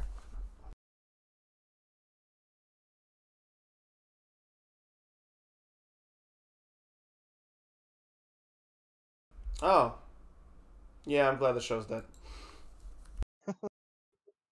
Listen, with what I sent you, the show has been building up to that, so I'm actually kind of excited to see how they handle it. You are much more into mean-spirited things than me. It's just I've had to experience enough mean-spirited people in life. I don't want to watch it in my mediums. I mean, when it's used for, a purpose other than just being mean-spirited for the sake of being mean-spirited, I'm all for it. But if it's just doing it for the sake of doing it, then I'm good. I'd rather watch Kuma Bear, which is just cute for the sake of being cute, than I need to. That's another thing You I are need to wrong. remember to do. I need to see if they have an announcement for season 2 yet. check it out. In the meantime, everyone, thank you so much for hanging out with us for another episode of FMK Anime. I saw some new people in today. Welcome. Feel free to hit that follow button. Stick around. Scheduling is hard, but we're glad that all of you guys get to join us every time. This has been fun.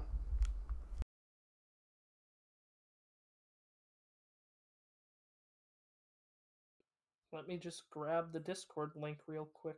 Yeah, drop it down in the chat. Guys, feel free to join in our Discord.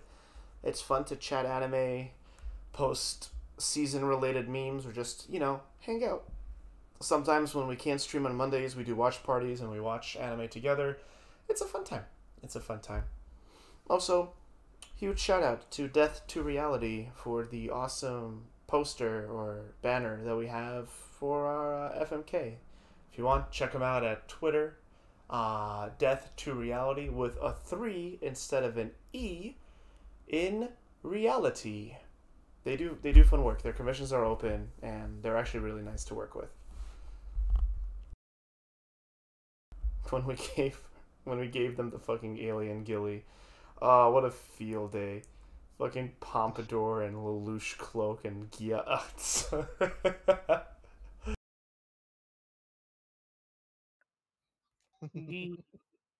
But yes, you can find me at soul_king777 on Twitter. I am Meep. Boopadaboppity. I have been joined by my co-hosts, Gillian Dauron, and as always, thank you to both my co-hosts, and thank you for Team 4-Star for allowing us to use your format.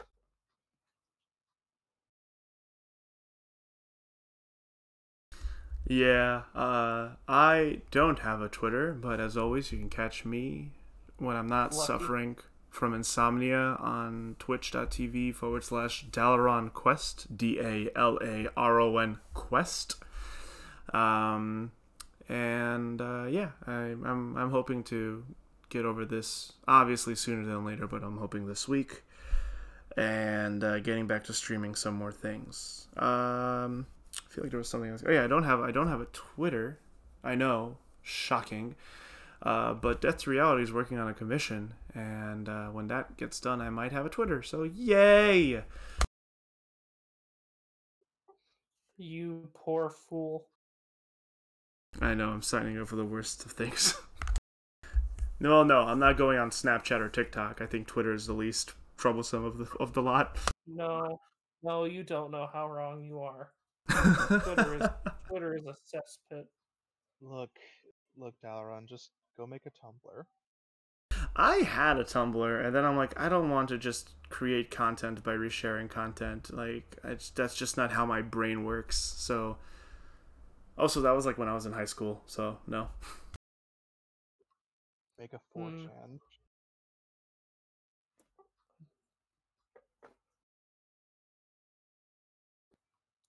thank you everyone for joining us. We appreciate your company. Yeah, guys. And unless anyone else has anything they want to add or plug, we will be bidding you all a wonderful day or evening whenever you end up watching this. Thanks, guys. See you guys next time. Boy. Goodbye. Wonder Egg should have lived. No. No, you're wrong.